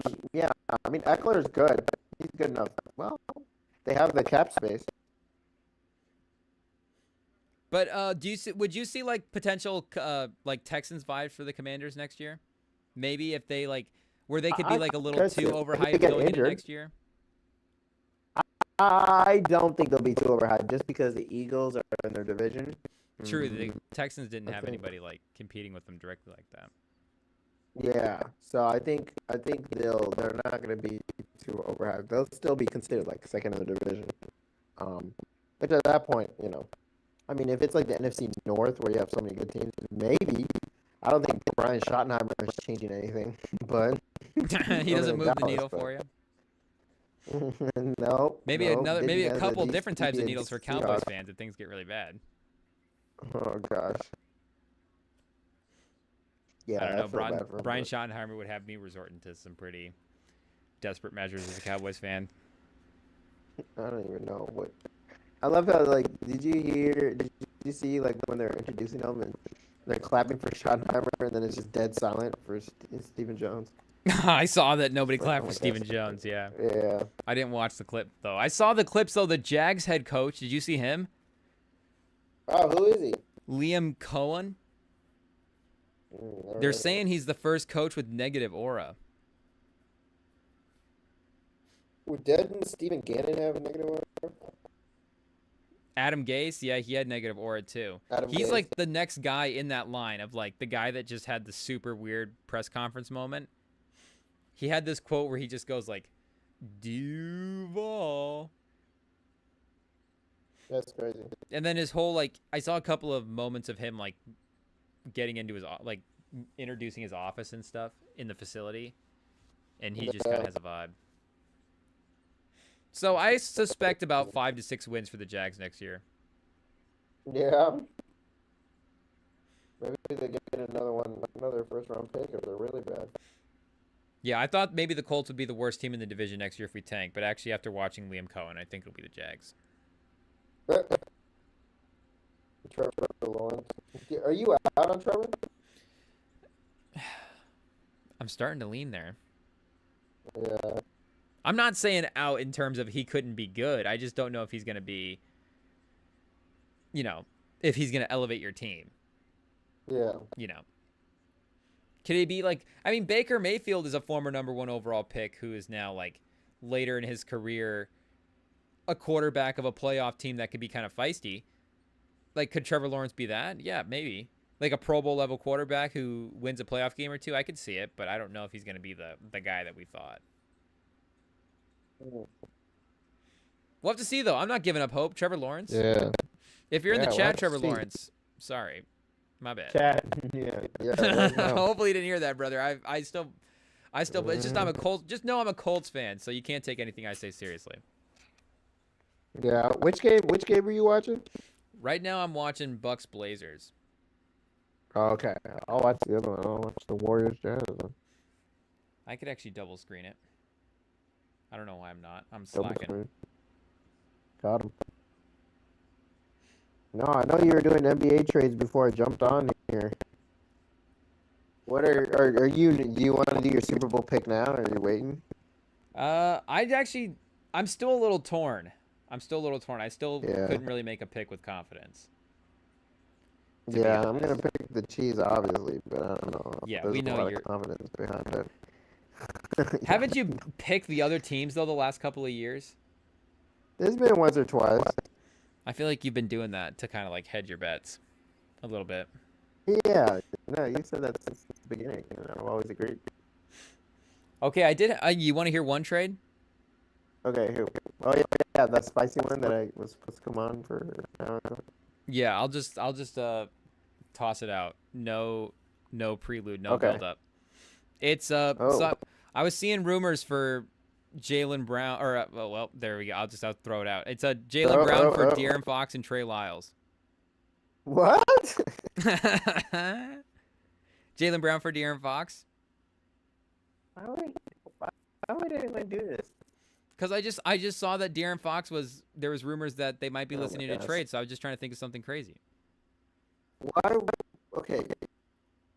The Celtics. I mean, I'm not gonna lie. The Celtics have been struggling right now. Yeah, I think they're what 7-7. I think the Celtics The are. last 14. They could be a little open to business. I'm not Jaylen Brown, obviously, but could you see maybe a little Derek White, Yeah. Drew Holiday? Probably not, just because the trades are so much harder to make now. Pause. But if they were listening to a call or two about Derek White or Drew Holiday, I wouldn't be surprised. Maybe Drew Holiday. No, they're keeping everything. They're running it back. Yeah, most likely. Basketball doesn't like moving on players. I don't think they're changing anyone. But yeah, not Drew Holiday. They got him for a bargain. So I think the front office just loves that pairing of Derek White and Drew Holiday so much, and I think the numbers do too. Like it's that backcourt is just so smart. Together, it's near impossible to. And the versatility that they have, it's hard. It's going to be hard to replicate that. And Derek White's threes are like he hits some clutch threes. Like he's really soft release that allows. I don't know how, but every time they need a three, like he'll hit those. Yeah, he just unfortunately has been kind of in a cold slump right now. But I would assume, like you're saying, they'll trust him to revive for the playoffs. Okay, wait. What about this one? Wait, let me see the second guy. This one had a couple of contracts in it. I thought I had a bunch of trades that were cool, and then I was looking back at them, and I was like, nah, these are actually kind of lame. But this one might be something. Let me see if I can find it. Oh, I had a Drew Holiday trade in here that was Drew Holiday for PJ Tucker, Terrence Mann, and Chris Dunn. Little Terrence Mann, Chris Dunn action. Oh. Terrence Mann, Chris Dunn.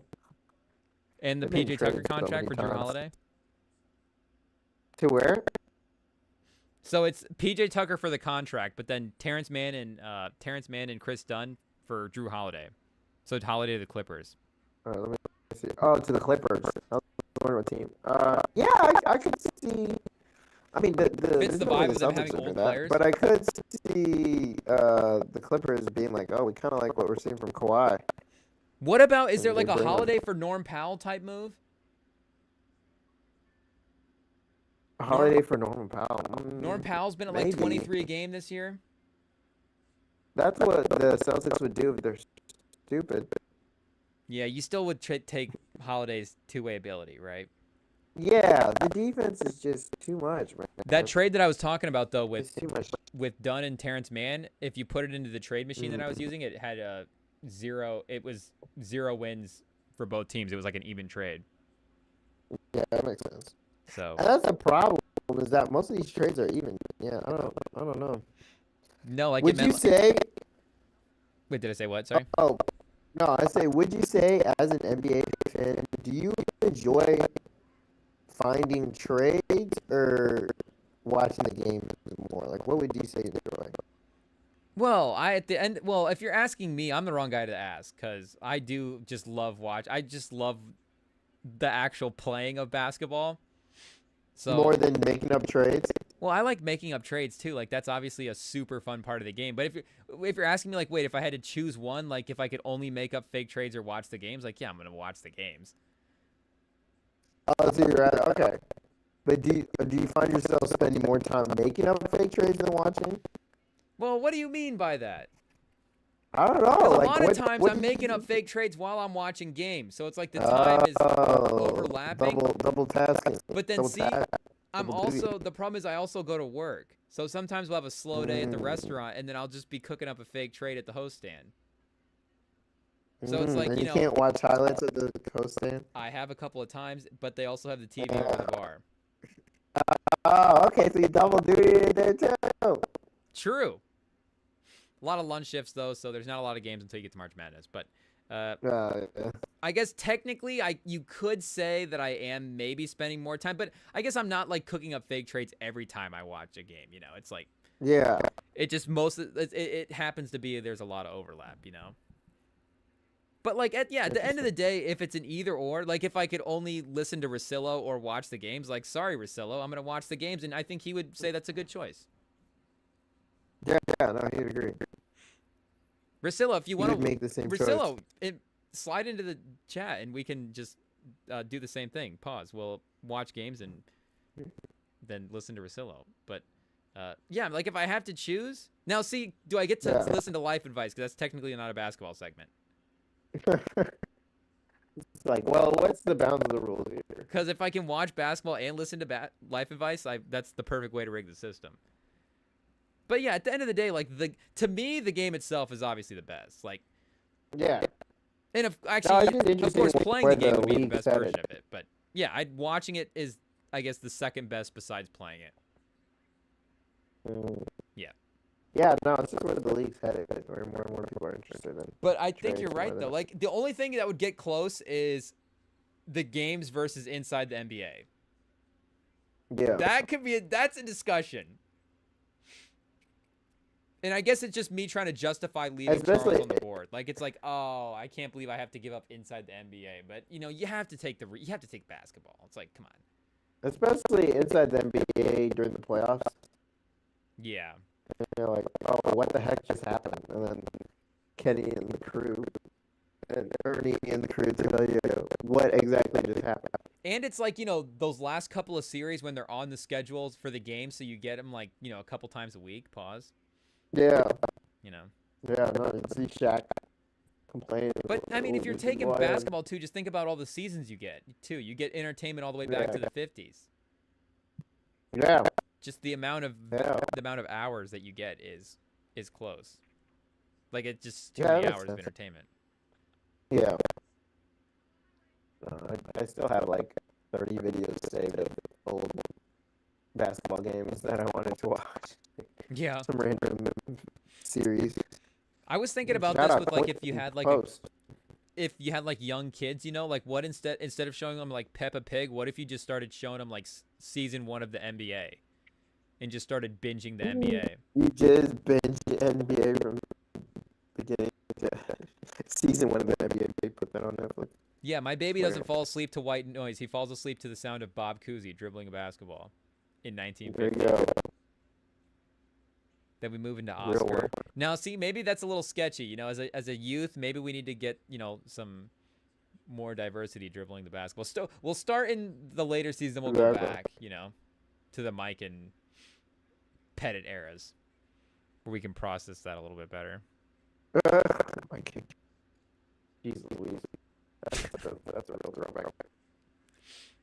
Yeah, Mike but no, Jalen Brown is not going to trade it. Wait, what about Kevin Durant for OG Anunoby, Mitchell Robinson, and Paycom Deontay? To Did you go hear that one to again? the Knicks that he was supposed to all the time.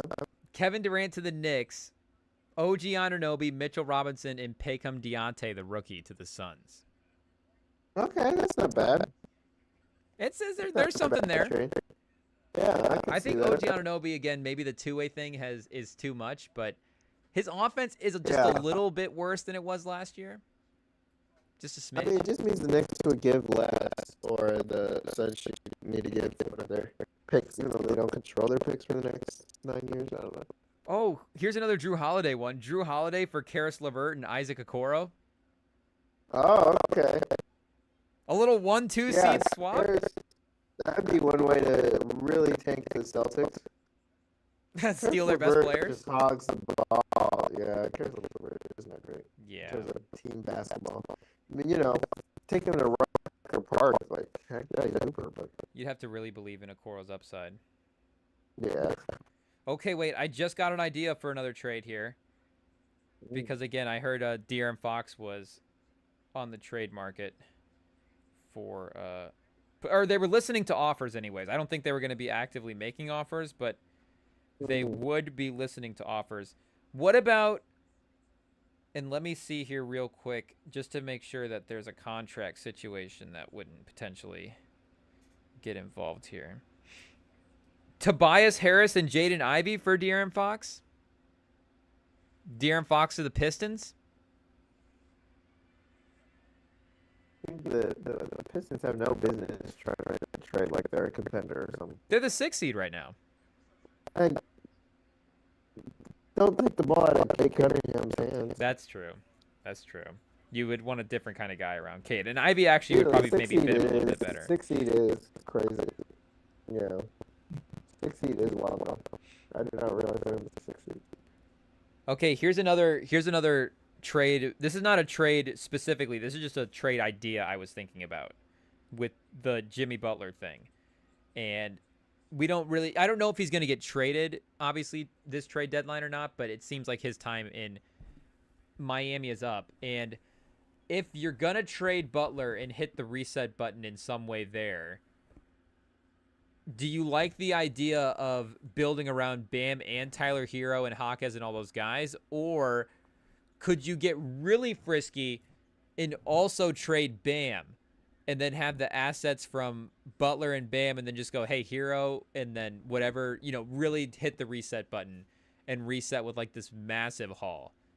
Like, is Bam the type of guy that can stick around for a post Jimmy Butler rebuild in Miami?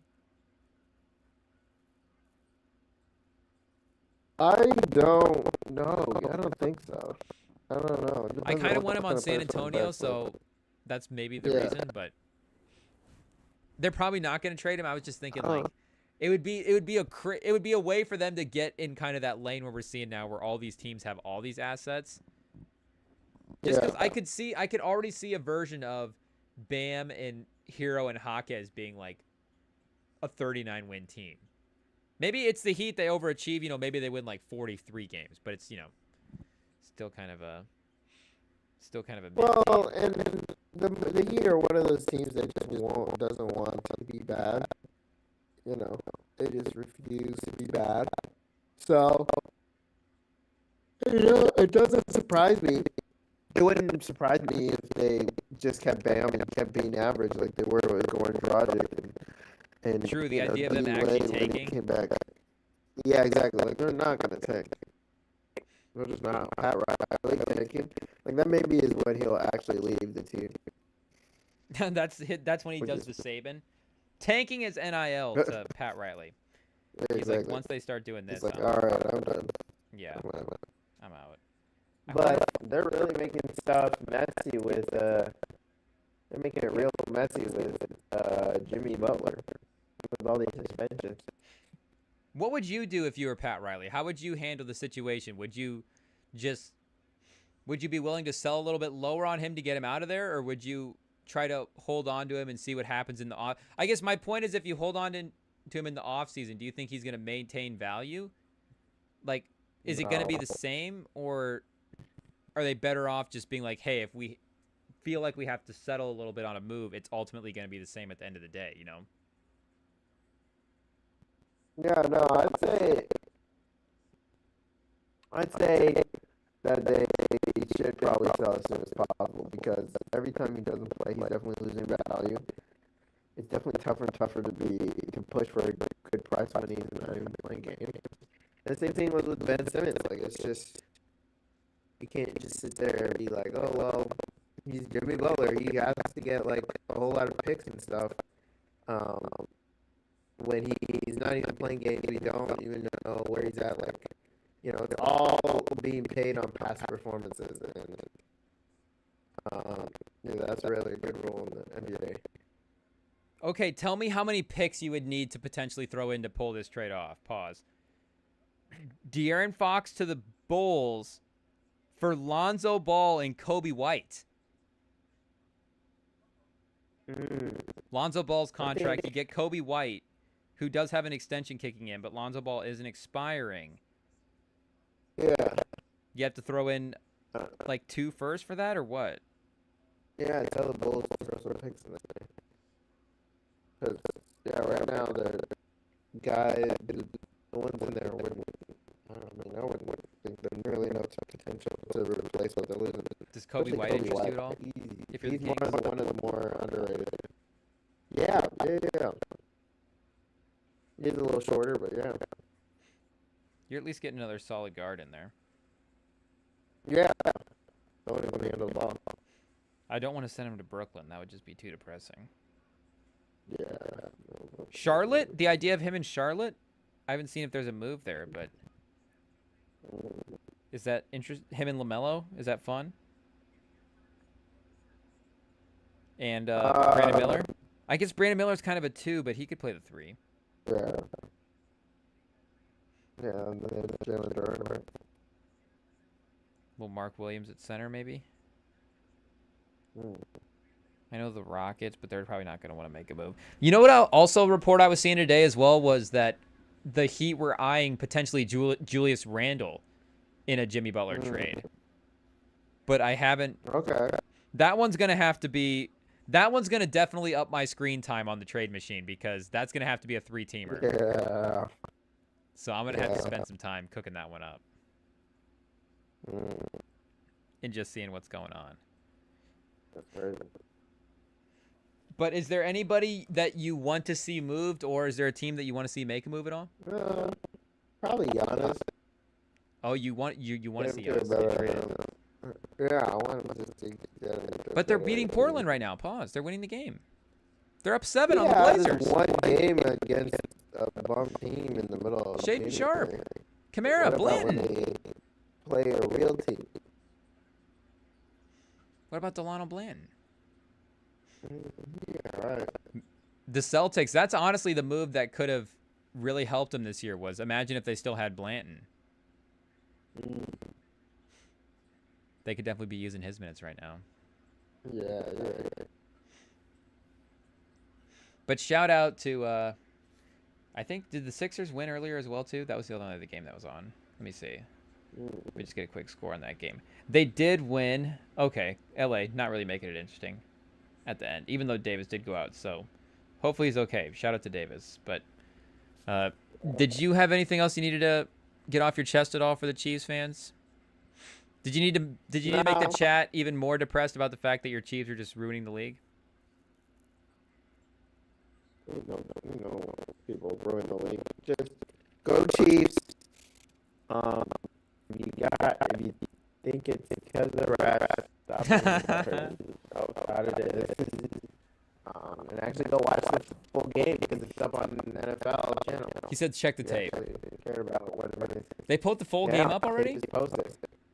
Yeah, it's up. It was up like 6-7 hours ago. Yeah. Wow, a classic game in 2 days. Yep.